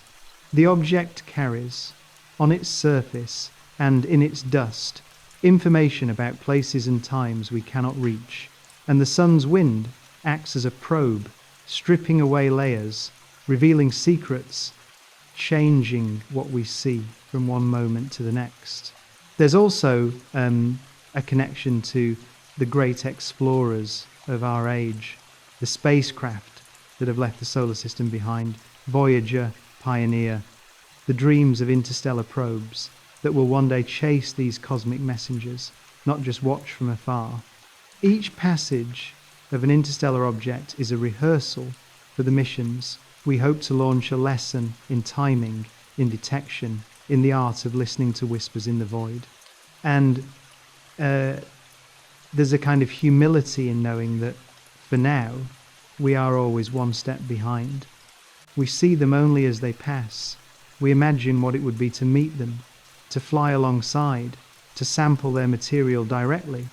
So every encounter is a reminder that the solar system is not a closed space, but a crossroads, a place where the rivers of the galaxy flow through, bringing news, carrying debris, offering chances to learn. We are, for all our technology, still beginners, still learning how to catch the rarest fish, how to read the signs of a visitor that does not stay. But what about the risk? What is the chance, truly, that one day an object like 3I Atlas could come close enough to change our world? The odds are low, vanishingly so, but not zero. And it's that non-zero risk that makes each detection, each new visitor, a matter of both awe and vigilance. Our models improve, our surveys expand, our understanding of orbits and probabilities grows richer. But the universe is not obligated to repeat itself, not bound to be gentle. And there's another opportunity, a chance, to measure not just the comets, but the very stuff of interstellar space. As 3I Atlas passed through the sun's domain, it moved from the interstellar medium into the solar wind and out again. That journey is precious. By watching how the coma and tail change, by measuring the way dust and gas interact with solar particles, we gather rare data about boundaries, about transitions, about the properties of space itself. It's not just about what the comet brings, but what it moves through. The act of observation, well, is also a kind of communion, a collaboration across nations, disciplines, generations. Data from professional observatories, from amateur astronomers, from spacecraft if they happen to be in the right place, all of it combines to give a picture as rich and complex as any tapestry. The measurements, the spectra, the images are not just points on a graph. They are milestones in a shared journey, evidence that curiosity is a force as real as gravity. And, sometimes the true impact is not physical, but psychological, even philosophical. The realization that our solar system is open, that at any time objects from other stars may enter, may leave, may share a moment with us before vanishing forever, is unsettling and yet inspiring. It reminds us that the universe is dynamic, restless, full of crossings and meetings we will never fully chart. The chance to study 3I Atlas was not just a gift, but a challenge. Could we gather enough data before it faded? Could we learn its secrets before it slipped away? And as always, some mysteries remain unsolved, some answers just out of reach. But every attempt adds to a growing archive, a record not just of this one encounter, but of the way we respond as a species to the unknown. And, well, perhaps the greatest gift is this. 3I Atlas, like every interstellar object, is a reminder that we are not isolated. The boundaries of the solar system are permeable. The exchange of matter, of energy, of information is ongoing, inevitable. It's not just out there, it's in here. Every comet, every grain of dust, every photon from another sun is a piece of a greater whole, a universe that is alive with movement, with exchange, with possibility. We, we grow older, clocks tick, but the rivers of the galaxy keep flowing. One day, perhaps, we will send our own messengers, our probes and ships, carrying the story of Earth into the darkness. Until then, each interstellar visitor is both a teacher and a mirror, showing us what it means to travel, to change, to meet the unfamiliar and make it part of our understanding. And as we prepare to turn the page, as we follow 3i Atlas out into the night, we do so not just as scientists, but as participants in a cosmic experiment, a moment when the universe asked us to notice, to measure, to wonder. The next chapter is about how we, scattered across the earth, came together to witness, to record, to remember, because every crossing leaves a trace, not just in data, but in the human story, in the shared pursuit of discovery that binds us all together. And that, well, is where we journey next. Well, as we cross the threshold from questions of risk and encounter into the reality of the global human response, we find ourselves not just scientists, but a species in concert. It's easy, I suppose, to imagine astronomy as a solitary pursuit, a lone observer beneath the stars, pencil poised above a notebook. But when something truly rare drifts through our sky, when an interstellar visitor like 3i Atlas appears, what actually unfolds is a kind of symphony. It's not just a fact-gathering mission, but a worldwide event, telescopes swiveling in unison, emails flickering across hemispheres, amateurs and professionals, night owls and early risers, all connected by curiosity. And the campaign to observe 3i Atlas was one of the most ambitious and decentralized in recent memory. Across the world, the biggest observatories, VLT in Chile, Subaru atop Mauna Kea, Keck with its twin mirrors staring out from Hawaii, Hubble peering down from orbit, JWST gazing in infrared, searching for hidden colours, all joined the hunt. Each brought something different, a wavelength, a sharpness, a reach into deeper darkness. The Earth became a relay, one night following another, as the comets slipped from east to west, from one telescope's dawn to another's dusk. But it wasn't just the giants who watched. There were hundreds, maybe thousands, of smaller eyes. Amateur astronomers, working in backyards or on remote hillsides, pointed their instruments skyward.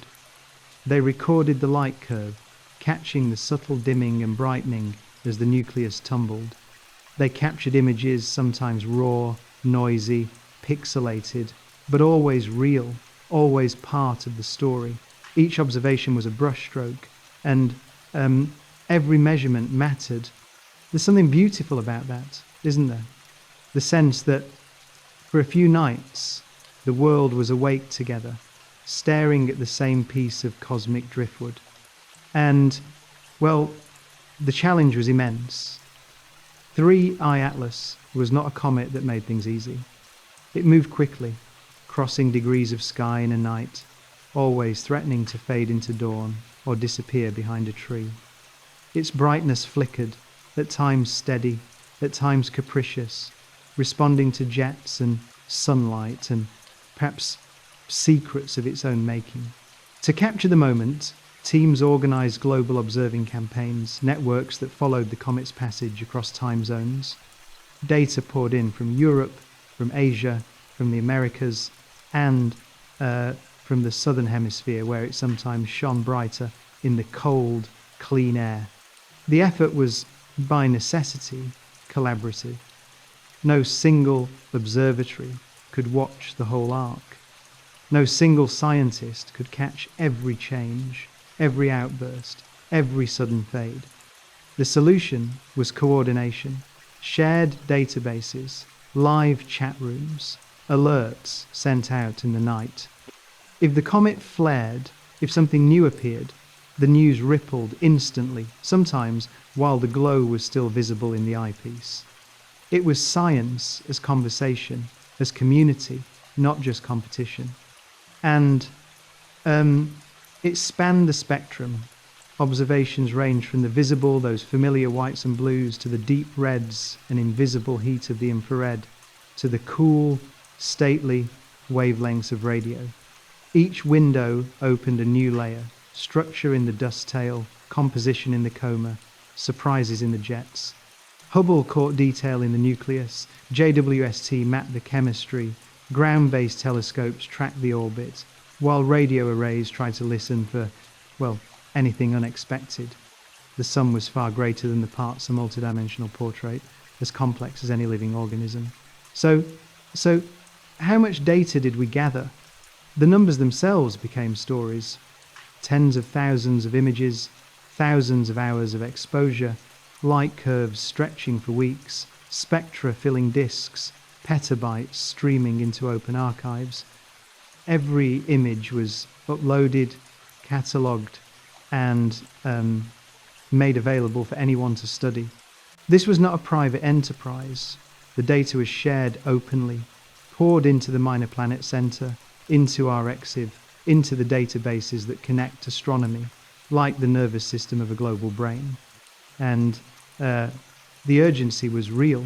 There were time-critical campaigns, moments around perihelion, the comet's closest approach to the sun, when every minute mattered, when a sudden jet or outburst could rewrite our models.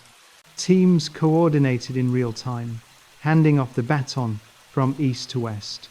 Sometimes the weather intervened, a storm in Hawaii, clouds in Chile, and the world would pivot, shifting observation to another continent, another group, another eye in the night. Technical challenges, too, defined the experience. 3i Atlas moved fast, so fast that the exposure times had to be carefully balanced.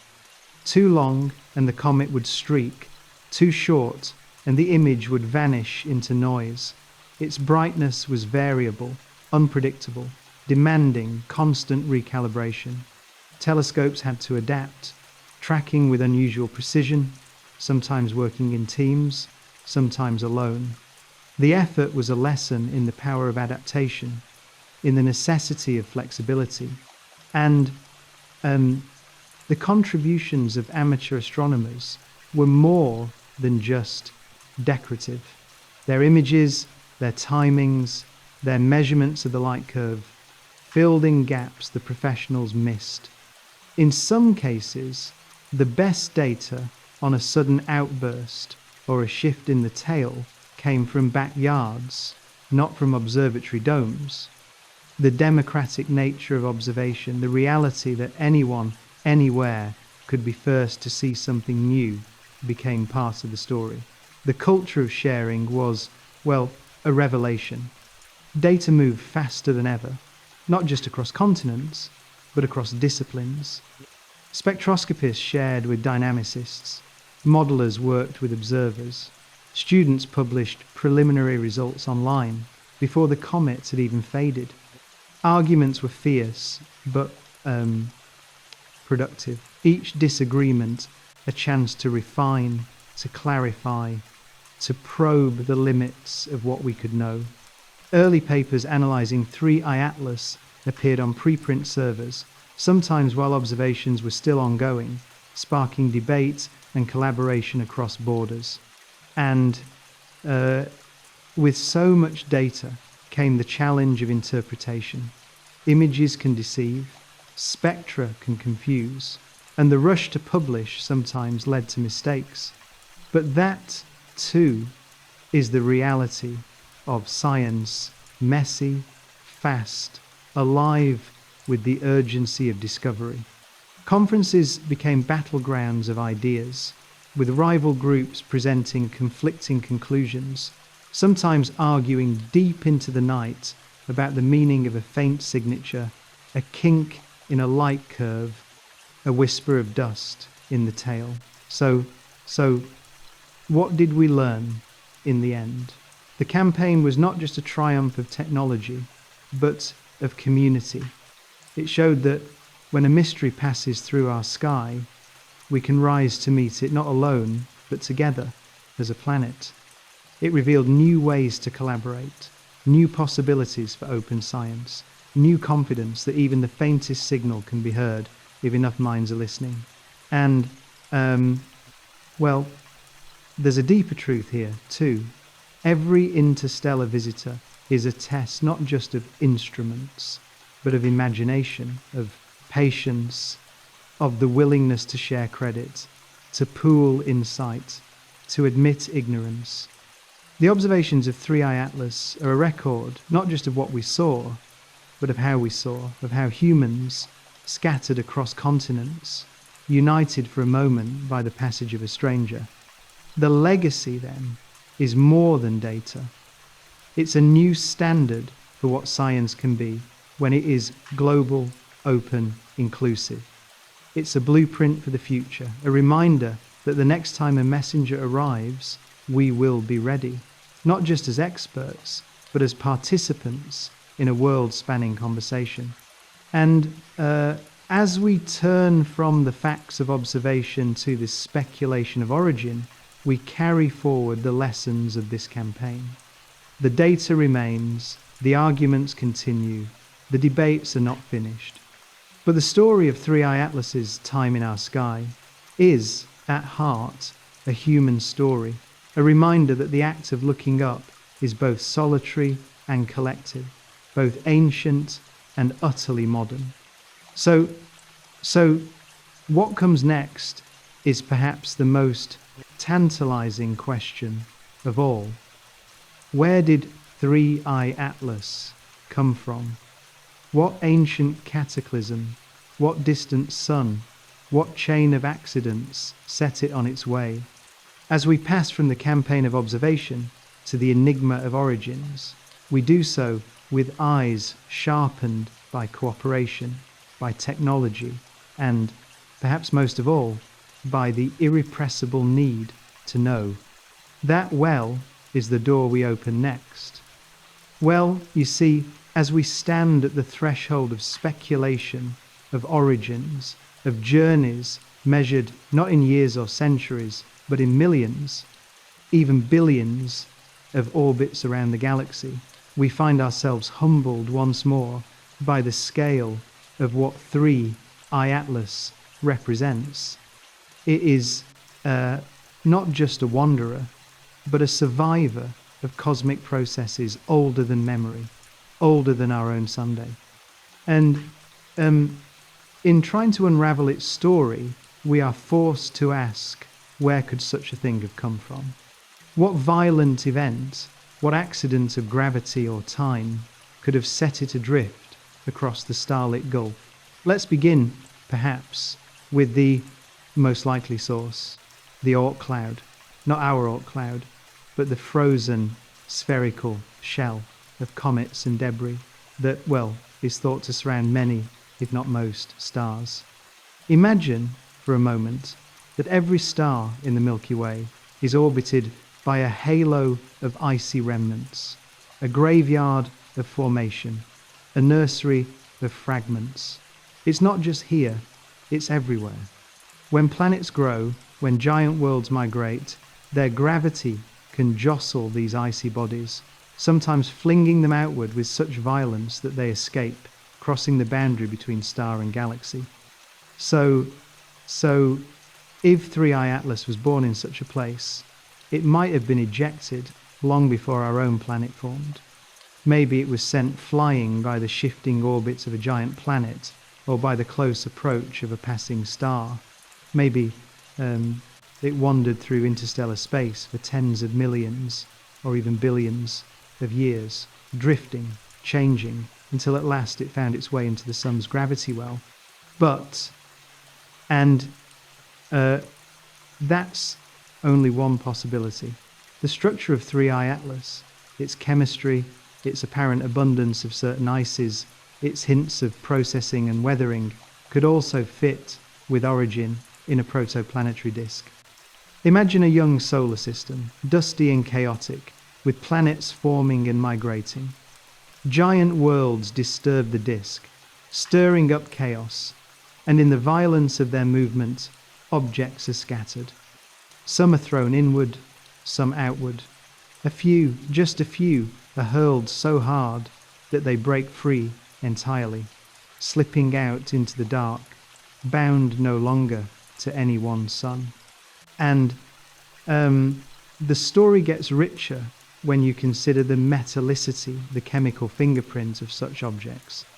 3I Atlas, like Borisov and perhaps even Oumuamua, carries the signature of its home, the balance of water, carbon, metals, silicates.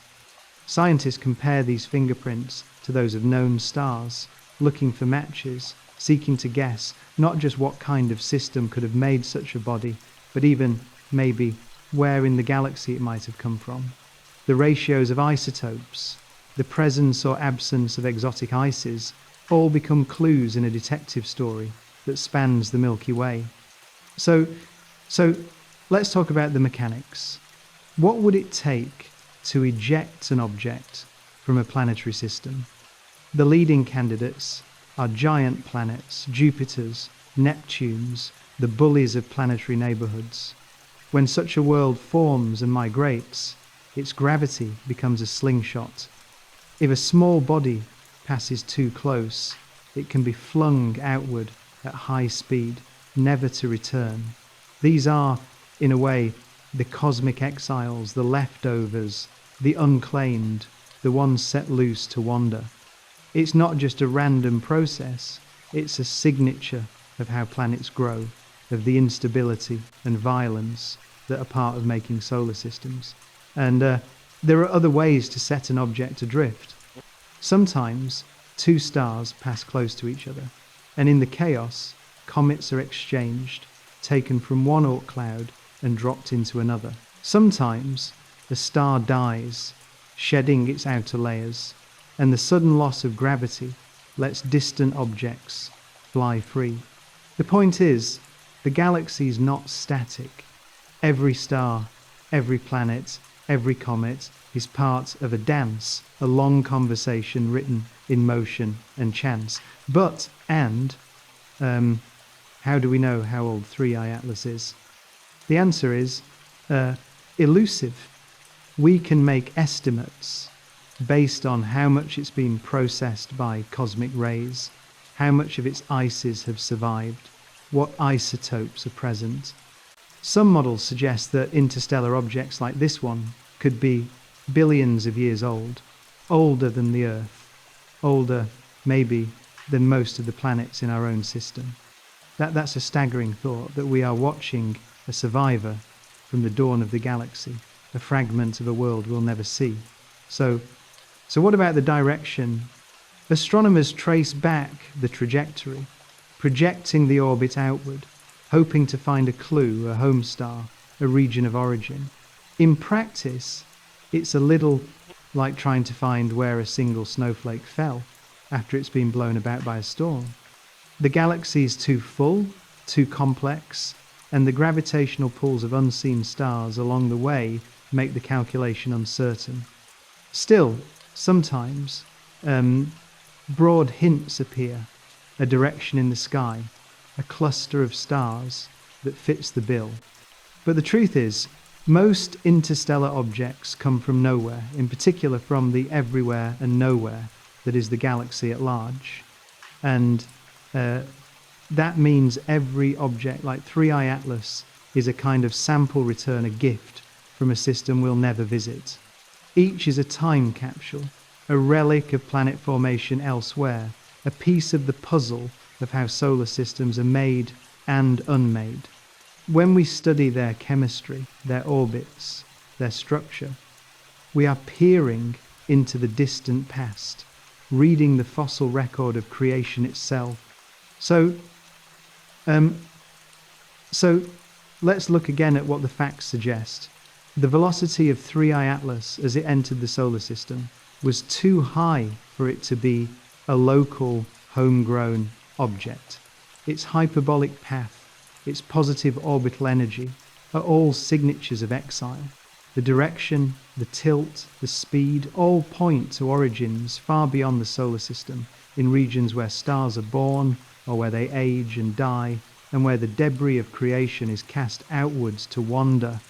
And as it crossed into the sun's domain, 3i Atlas was not just an intruder, but a messenger.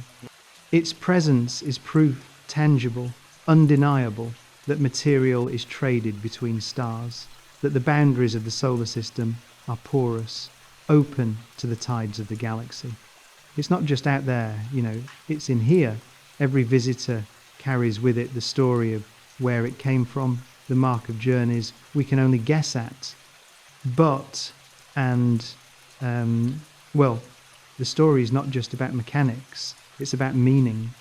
When we study 3i Atlas, we are also studying ourselves, our place in the Milky Way, our connection to the broader cosmos. We grow older, clocks tick, and the realization sinks in. Our world is not isolated, but part of a much larger, older, more dynamic tapestry. The evidence suggests that 3i Atlas could have passed near other stars on its way here, maybe even crossed other planetary systems, picking up scars, losing material, being shaped and changed by each encounter. Its surface, dark and weathered, might be the record of billions of years of wandering a palimpsest, overwritten with the signatures of starlight, radiation, magnetic fields. We look for clues. Does it carry minerals found only in certain kinds of stars? Are its ices ancient, or do they show signs of more recent processing? Every answer leads to another question, and the possibilities open up. Could 3i Atlas be a fragment of a shattered world, a planetesimal torn apart by gravity, then cast outward by chaos? Could it be the survivor of a collision, a remnant from a planetary system that failed to form planets? Or is it perhaps just a normal comet? No, different in origin than those in our own Oort cloud, but sent wandering by a twist of fate? The great advantage of 3i Atlas and all interstellar objects is that they force us to test our models, to confront our theories with real data. Each new object, each new survivor, gives us a chance to see whether our understanding of planet formation, of migration, of chaos and order really fits the universe we live in. The answer is often yes, but not quite. There are always surprises, always details that defy prediction. And, the story is not just about where these objects come from, but where they go. 3i Atlas will leave our solar system soon, continuing its endless journey. In 1,000,000 years, it may pass near another star, perhaps close enough to be captured or to be seen, briefly, by creatures as curious as we are. Or maybe it will wander forever, lost in the cold, a story without an ending. But, as it passes through our lives, through our instruments and our models, it leaves something behind, a trace, a question, an invitation to keep searching. Every fact, every measurement, every theory about its origin is a stepping stone, a way of drawing the universe just a little closer. So as we move from the facts of where 3i Atlas might have begun, we are inevitably drawn to what it might truly be. Is it, after all, just a comet, a bit of icy debris, no different from billions of others? Or is it something stranger, something that pushes the boundaries not just of our knowledge, but of our imagination? As we step forward into the realm of bold speculation, into the debate between nature and artifice, we do so with the lessons of 3i Atlas at our side, a reminder that, in the end, every answer is just the beginning of another deeper question. And that, is where our story leads next. Now we arrive at perhaps the most audacious, the most unsettling, and also, in a way, the most exhilarating part of the Story the realm of bold speculation, the territory where fact shades into hypothesis, where scientific caution and human imagination stand side by side.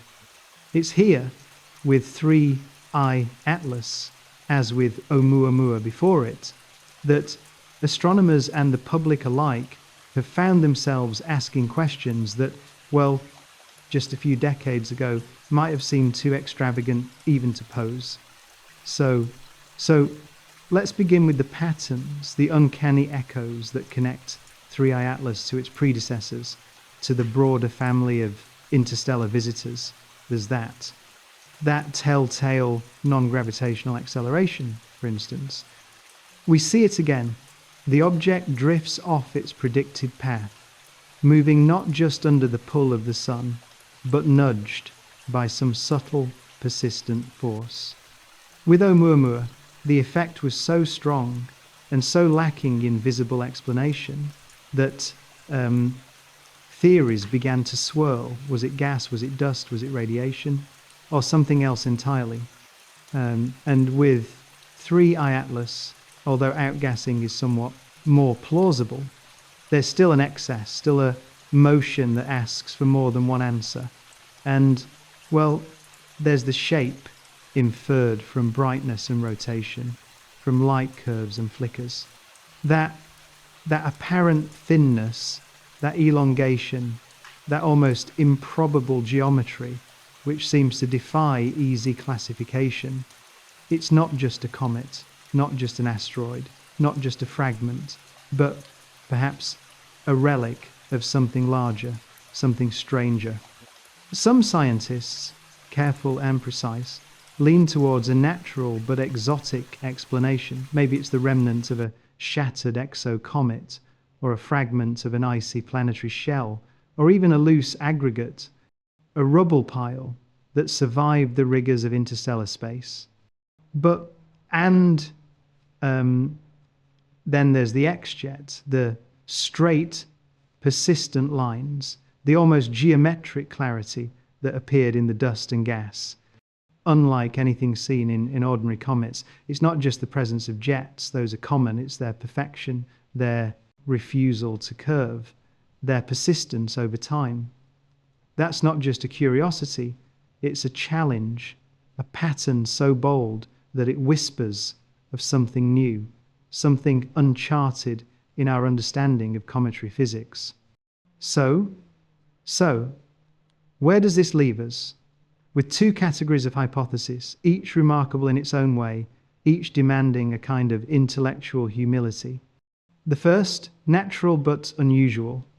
3I Atlas could be, as we said, a piece of a larger object, torn apart by some ancient violence, a worldlet, perhaps, flung into space by the birth throes of its home system, then battered, eroded, and sculpted by eons of radiation, impact, and cosmic cold. The jets might be the result of rare alignments of vents and fractures, of dust grains that, by sheer coincidence, form those haunting lines. The non-gravitational acceleration could be the product of jets that are invisible to us, or of surfaces so dark and porous that they absorb light, heat, and throw themselves off balance. Then comes the second hypothesis, the one that science treats with wary fascination. Could there be, in 3I Atlas, a trace of technology, a sign, however faint, of intent? It's not an easy question. The light sail idea proposed for Oumuamua lingers at the edges of possibility. Imagine a thin, broad structure, built to ride on the pressure of sunlight, or even the gales of a distant star, now adrift and inert, its mission long forgotten. Or perhaps a fragment, a shard, of a larger artifact, once part of a probe, or a structure, or a vessel, designed for the long crossing between stars. And it's not just idle fantasy. There are scientific criteria, careful and clear, that must be met before any such hypothesis can be entertained. Are the patterns repeated? Do we see the same effects in other interstellar objects? Is there any trace, any at all, of artificial radio signals, of regularity, of structure at scales that defy natural processes? So far, the answer is no. No signals, no messages, nothing but silence and ambiguity. The X-jet is unique, but not yet unambiguously unnatural. The acceleration is strange, but within the edge of what is physically possible for a natural body. The shape is odd, but nature, after all, is capable of surprising forms. So why do we keep coming back to the idea?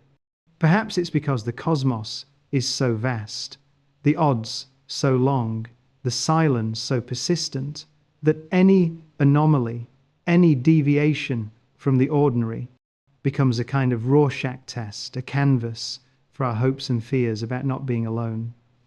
Extraordinary claims require extraordinary evidence, the saying goes, and science, rightly, remains cautious. But, and yet the very fact that we can even pose the question is a sign of how much the universe has changed us, how much more open our minds have become. And, there's a role here for the public, for media, for the culture of curiosity and wonder. Stories of alien probes and light sails race through the internet, through headlines and talk shows, sometimes running far ahead of the evidence. Scientists are called to comment, to explain, to clarify, to remind the world that not every mystery is an invitation to fantasy, that ignorance is not proof of the impossible. But at the same time, there's a kind of value in the conversation itself, a way that the unknown draws people into science, inspires questions, invites new generations to look up and wonder. And there is an irony, too, in the way science advances, not by answers, but by the relentless testing of uncertainty. Every new interstellar object, every comet, every anomaly is in a way a lesson in humility, in the willingness to admit what we do not know.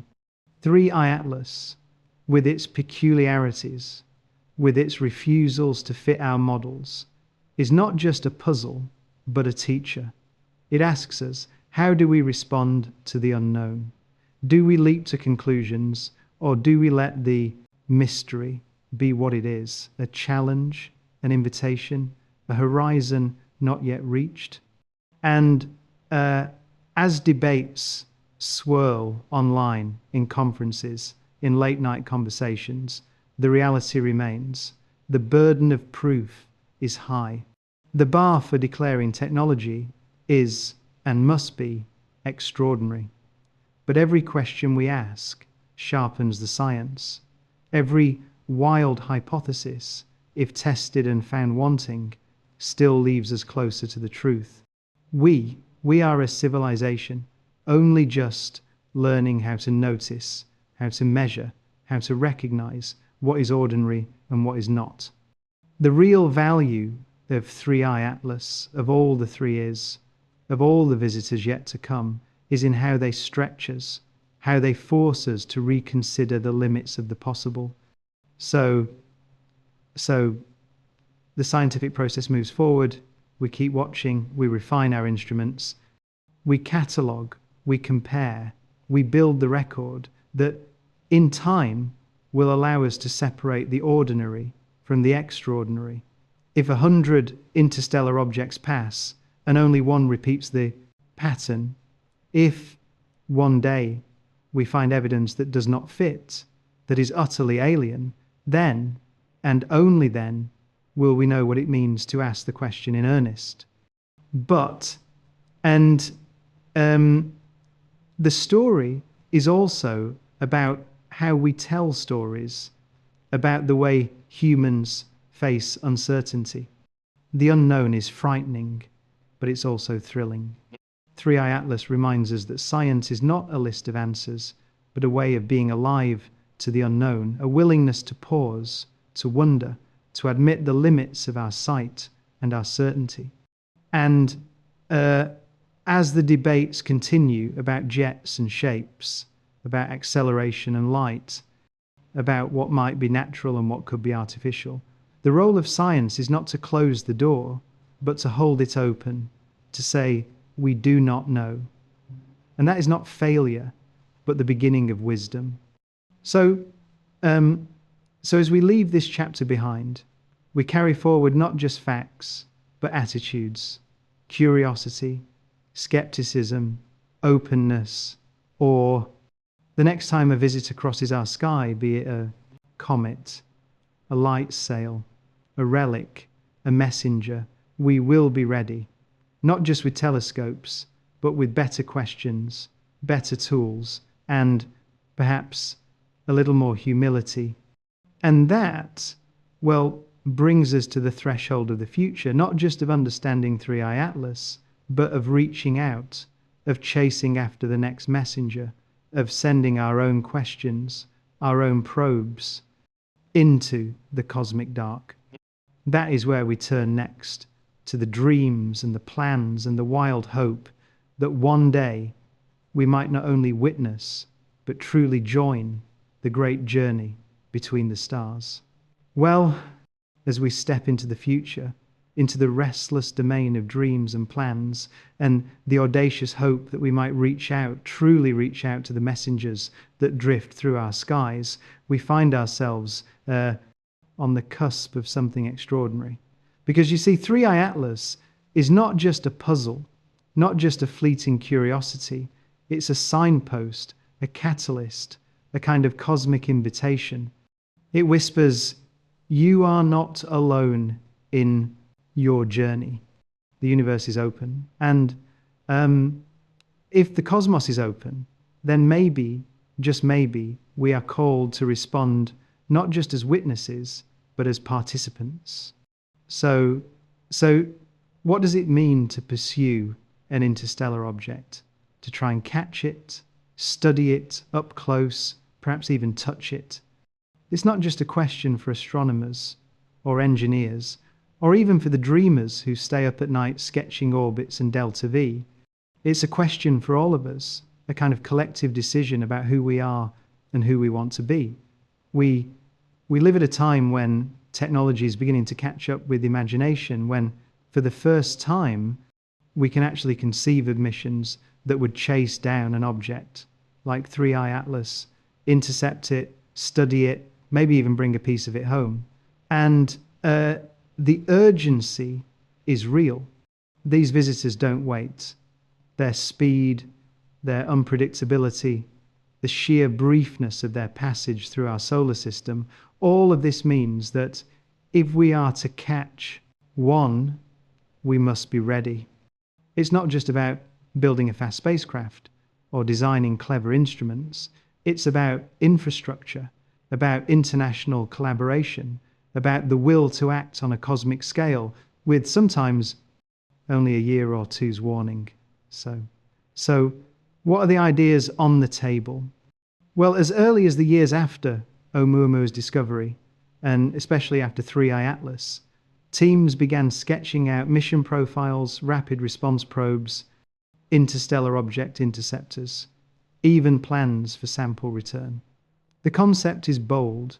Keep a spacecraft ready, in orbit or on the ground, and when the next messenger appears, launch fast, using gravity assists or high-efficiency engines to chase down the interloper before it slips away. But there are challenges. The first is timing. Interstellar objects come from every direction, at every angle. The window to launch is short, sometimes just weeks or months. The object is faint, moving fast, and by the time we spot it, it's already halfway through the solar system. So that's a technical problem, but also a philosophical one. Can we build systems flexible enough, adaptable enough to meet the unknown on its own terms? And, well, then there's the question of speed. Most proposed missions involve powerful engines, advanced propulsion, solar electric, chemical rockets, or even nuclear thermal designs. each with their own promise and peril. To catch 3i Atlas, a probe would need to accelerate faster and farther than anything we've ever built, perhaps rendezvousing far from the Earth, in the cold and darkness beyond Mars or Jupiter. The mission profiles vary, from simple flybys whipping past the object at tens of kilometres per second, snapping images and spectra, to more ambitious attempts at rendezvous, even landing. And, well, there's the wildest dream of all: sample return. The idea of collecting dust, gas, or even a tiny shard of an interstellar traveller and bringing it home to Earth to study in the labs that decoded the moon, the asteroids, the comets, and perhaps the signatures of life itself. But, and it's not just about technology, it's about cooperation. No single country, no single agency can chase these cosmic messengers alone. The proposals are already international: NASA, ESA, JAXA, Indian, Chinese, and private teams, all discussing not just how to build a probe, but how to share the work, the data, the opportunity. We are, in this way, practicing for a time when perhaps humanity will act as a single species, reaching together for something beyond our world. And there's a cultural shift too. These missions are not just for the specialists. They become public spectacles, moments when the world looks up together, like the Mars rovers, like New Horizons at Pluto, like Voyager at the edge of the Sun's domain. When an interstellar probe launches, or even when the possibility is announced, it ignites the same spark. We are explorers. We are not just watching, we are going. So what could we learn? A flyby could reveal the true shape, the surface, the structure, the scars of interstellar travel, the record of cosmic radiation, perhaps even the chemistry of a world we'll never see. A rendezvous or landing might tell us, finally, whether these objects are as fragile as snowflakes, as tough as rock, or as strange as the rubble piles that drift through our own system. A sample return, well, that would be a revolution. In a fragment of dust, in a frozen grain of ice, might be the isotopes, the organics, the clues to worlds beyond. We might read, in a single molecule, the story of another sun. And, well, there's a sense of urgency to all this, not just because the objects move fast, but because as detection gets better, we know more will come. It's not just Oumuamua, Borisov, 3i Atlas. In the next decades, perhaps even in the next years, dozens, maybe hundreds of interstellar travelers could pass through the solar system. Each a unique opportunity, each a once-in-a-lifetime chance to touch the unknown. But, well, the future is not just about intercepting messengers. It's about listening, about building a new kind of astronomy, one that is ready, agile, global. Networks of telescopes, both ground-based and in orbit, will scan the sky for the faintest hints of movement, the first glimmers of an incoming traveler. Machine learning and automation will speed discovery, cutting the delay between sighting and action. Surveys like the Vera Rubin Observatory, launching soon, are designed with exactly this purpose: to catch the brief, the strange, the new. And the lessons of 3i Atlas are clear. The universe is not static. It is dynamic, open, full of crossings. The sooner we accept that, the sooner we build the systems, not just machines, but habits of mind, cultures of response that can greet these visitors as they deserve, not with surprise, but with readiness. There are, too, the long-term dreams, the concepts that border on science fiction, but which, step by step, are inching towards reality. Ideas like using the sun's gravity as a lens, sending probes out of the solar system, not just to visit, but to watch from afar. The thought that someday we might send our own interstellar messengers, not just to the nearest stars, but to regions of the galaxy where worlds are born, where comets drift, where others may be watching, waiting. So, so as we imagine the decades ahead, it's clear that 3i Atlas will not be the last. Each new object will bring its own questions, its own opportunities. Some will be caught by our instruments, some perhaps by our probes. And one day, just maybe, we will catch one in time, land on it, drill into its heart, bring back the dust of another system to scatter in our own. And, well, that is the arc of exploration. Not just to witness, but to follow. Not just to model, but to act. We are on the edge of a time when interstellar science will move from the realm of the hypothetical to the everyday, a new chapter in the human story. And every leap forward brings new questions. As we learn to chase the messengers, we must also learn to ask, what will we do with what we find? What meanings will we draw from dust and ice and data? And what, in the end, does it mean to live in an open universe? To belong not just to the solar system, but to the galaxy itself. So as the story of 3i Atlas becomes a touchstone for future missions, for future science, we are left with an unfinished symphony. The song is not over. The door is open. The next interstellar traveler is already on its way, already crossing the darkness, already, perhaps, destined to change how we see, how we dream, how we reach beyond ourselves. And that, well, is where the story must wander. Well, as we near the end of this long journey with 3i Atlas, it's almost impossible not to look back and forward at what this silent messenger has already changed for us. The sky will swallow it again soon, and our telescopes will lose its trail in the darkness between the stars. But well, if you listen closely, you realize what remains is not just data, not just a trail of numbers or graphs, but a deeper, almost haunting resonance. 3i Atlas will vanish, but the mark it leaves on science, on curiosity, on the story of humanity will linger for a long, long time. That's one of the most remarkable things about moments like these. We set out to catch a fleeting visitor, to grab hold of a few precious facts before it slips away. And in doing so, we end up learning not just about the object itself, but about the very nature of the universe, and maybe, in a quiet way, about ourselves. 3i Atlas is a point on a vast timeline, a dot, a pixel in the portrait of cosmic history.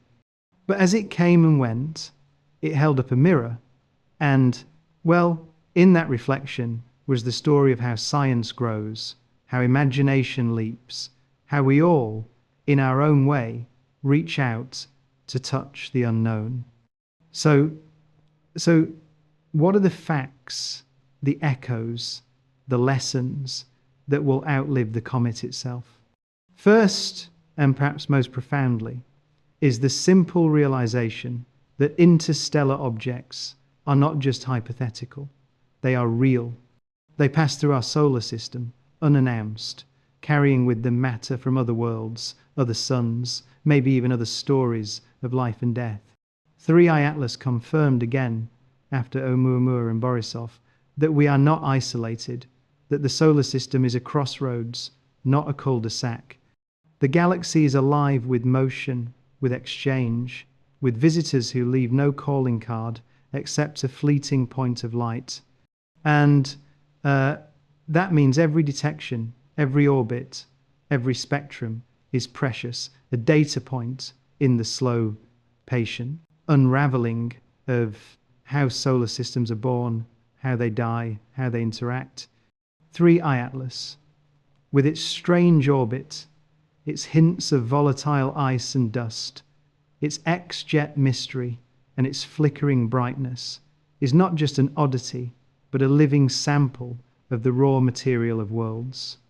In its atoms and isotopes, in the way it moves and changes, it whispers secrets about the cold, dark nurseries of the galaxy, about collisions and ejections, and the endless drama of planetary birth. But, and there are other gifts too. The comet forced us to look harder at the limits of our models. It asked, do we really understand what makes a comet? What makes a fragment of ice and dust cling together through interstellar cold? What are the boundaries between natural and artificial, between accident and intent? It showed us the edges of our knowledge, the places where equations falter and certainty slips away. And that's a gift, too, a reminder that the universe is always more than we expect. So what does this mean for the future? It means, for one thing, that the discovery of interstellar objects is not a fluke, it's the beginning of a new chapter. Surveys are getting better, faster, deeper. Each year, more eyes scan the sky, more algorithms sift the data, more amateurs join the hunt. In the years after 2025, the number of known interstellar visitors will grow. Each will bring its own mysteries, its own reminders of how incomplete our maps really are. And the way we study them is changing too. The open sharing of data, the worldwide campaigns, the fusion of professional and amateur efforts, all of it is a new model for how science can work in the 21st century. The democratization of discovery, the sense of a global team watching together, is, well, not just efficient, but beautiful. When 3I Atlas passed, it was seen not by a few, but by thousands, a chorus of observers united by wonder. But, there is a kind of humility here, too. Each new visitor reveals the gaps in our understanding, the limits of our telescopes, the slowness of our responses, the assumptions built into our theories. Sometimes we catch a flare, sometimes a dimming, sometimes a mystery that refuses to yield. 3I Atlas taught us to prepare for the unexpected, to keep our minds and our instruments ready for whatever comes next. And the lessons aren't just technical, are they? They're philosophical, even poetic. The very fact that we can recognize an interstellar object is a mark of how far we've come as a species, as a civilization. 2 centuries ago, the idea of a visitor from another star was, well, pure fantasy. Now, in the early decades of this millennium, it is a reality that asks us to see ourselves and our planet as small parts of something vaster, older, more intricate than we can yet imagine. It's not just out there, it's in here, in our hearts, in our stories, in the way we look at the night sky. 3I Atlas is a reminder that we are always just at the beginning, always just learning to ask the right questions, always growing into the universe's immensity. We grow older, clocks tick, but the galaxy keeps flowing. Our place is not fixed. It's written in motion, in meetings and partings, in the dance of gravity and curiosity. And what else do we carry forward? The sense that the universe is open, that every so often the boundaries are crossed not just by comets, but by the echoes of civilizations, the possibilities of life, the fragments of long-lost worlds. There may be, there almost certainly are, countless pieces of matter, countless stories, even, perhaps, countless relics of technology drifting unnoticed through the vastness. 3I Atlas is a reminder that the strange, the unexpected, The unexplained will keep coming long after we are gone. So, um, so what of the final questions? The ones that always linger when a messenger leaves. Did 3i Atlas change our sense of where we belong? Did it teach us to look harder, to wonder deeper, to cherish the rare, the fleeting, the extraordinary? I think it did. It's not just about data, it's about imagination, about courage, about the willingness to reach out again and again into the dark. And, well, perhaps in the end, that's the legacy that matters most.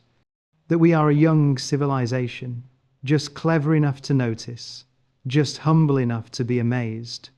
We stand at the edge of a cosmic river, watching the driftwood go by, learning from every branch and ripple. 3i Atlas came and went, but the door it opened, the sense of a living galaxy, of ongoing contact, of being part of something larger remains. And, well, as we watch that tiny dot fade, as the numbers give way to memory, we find ourselves looking ahead, not back. The next chapter waits, and we are ready to turn the page. Will it be another interstellar visitor with new mysteries, new challenges? Will it be the first probe we send outward to chase the unknown? Or will it be the growing realization that all along the universe was calling us to wakefulness, to awareness, to awe? So that is the gentle, unfinished ending to the story of 3i Atlas. Not a full stop, but a comma, a breath held in wonder, a pause before the next question. And that, well, is where we must go next, into the ever-deepening night, with eyes and hearts open, ready for the stories the universe has yet to tell. Well, as we reach the closing stretch of this story, a story that began with a single faint glimmer of light in the night sky and has wandered now across disciplines, across continents, across the very boundaries of what we think is possible, I find myself thinking not so much of answers, but of questions. Because, you see, with 3i Atlas, as with every true encounter with the unknown, it's not just the facts that endure, but the ripples, the changes inside us, the new ways of seeing that can never quite be undone. That's the heart of all this, I suppose. We set out chasing a visitor, a comet, a fragment, an echo from another world. And, well, what we found, what we built together as observers and thinkers and storytellers, is a new kind of map. Not just a map of the sky, but a map of what it means to live in a universe that is bigger than our fears, more generous than our expectations, more filled with stories than we will ever have time to tell. And there's something strangely beautiful in the timing, isn't there? That in the early years of the 21st century, as humanity faces so many challenges, climate and conflict, isolation and uncertainty, we are also reminded by a piece of cosmic dust that the universe is open, that we are not just in theory, but in the most literal, physical sense, a part of a larger whole. The sky is not a dome, it is a river, and we are afloat on it, learning to read its currents. So let's pause for a moment and let that truth settle in. We grow older, clocks tick, and still the sky changes. The solar system is not closed. The story is not finished. There are doors in the dark, and sometimes, just sometimes, a visitor slips through, and everything we know, everything we are, expands to make room for the new. And it's not just about astronomy, it's about perspective, it's about humility. 3i Atlas has, in its brief crossing, shown us how much we have yet to learn, not just about comets, but about the galaxy itself, about the birth and death of worlds, about the possibilities that exist beyond our imagination. It's not just out there, it's in here, in the curiosity that sends a backyard astronomer outside at midnight, in the patience of a scientist staring at a screen full of noise, in the sense of wonder that, despite everything, refuses to be extinguished. That I think is what lasts. The way we respond to the unknown says as much about us as it does about the universe. We could turn away, content with old answers, with simple stories. But instead, again and again, we choose to look closer, to reach further, to ask not just what, but why and how and what if. Every interstellar object, every messenger, every fragment that drifts across the threshold of the sun's domain is, well, a kind of invitation, an opening, a door, a reminder that there is always more to discover. And, well, perhaps it's that sense of unfinishedness that matters most. Science is not a cathedral. It's a campfire, a place where questions are passed around, where answers are provisional, where everyone is invited to add a story, a spark, a theory. 3I Atlas, with its mysterious jets, its silent acceleration, its stubborn refusal to fit our models, is a perfect guest at such a fire. It sits quietly for a while, then leaves, and in the glow of its passing, we are left talking, wondering, dreaming. So, where do we go from here? What is the legacy of a comet that came and went, leaving more questions than answers? For one thing, we are more prepared. The technology that found 3I Atlas will find others. The culture of openness, of sharing data, of worldwide collaboration has been proven. The tools are sharper, the models more robust, the teams more ready. The next interstellar visitor will be seen sooner, tracked better, perhaps even chased by a probe launched in haste and hope. The greater legacy is less about readiness than about attitude. We are a species in transition. We are learning, slowly, painfully, beautifully, to see ourselves as inhabitants of a much larger universe, a universe where boundaries are temporary, where every so often the sky opens and something utterly new arrives. It's not just astronomy, it's philosophy, it's a kind of awakening. We grow older, clocks tick, but every new messenger, every comet, every grain of dust, every beam of light from another star reminds us that time does not run in circles, but in spirals. We are changed by what we witness. We are made larger by what we try to understand. And the meaning of all this, well, it isn't simple. Maybe 3I Atlas is just another comet, just another fragment of cosmic debris flung into the dark by the violence of planet formation, shaped by tides and collisions, darkened by radiation, finally found by a civilization just clever enough to notice. Maybe it's a messenger of more of planetary systems thriving elsewhere, of chemistry and chaos, and perhaps the raw material of life moving between the stars. Or maybe, just maybe, it is in some small way a gift, a prompt to wonder, to rethink, to keep our eyes and minds wide open. So what do we do then with the gift of the unknown? Do we retreat, content with partial answers, or do we embrace the unfinished story? The sense that every explanation is, at best, a doorway to something deeper? The evidence of history, the history of science, the history of the cosmos, suggests that every threshold crossed leads to new lands, new mysteries, new reasons to be amazed. And as the years pass, as the stories of Oumuamua and Borisov and 3I Atlas are folded into textbooks and retold at conferences, we must remember to leave room for wonder.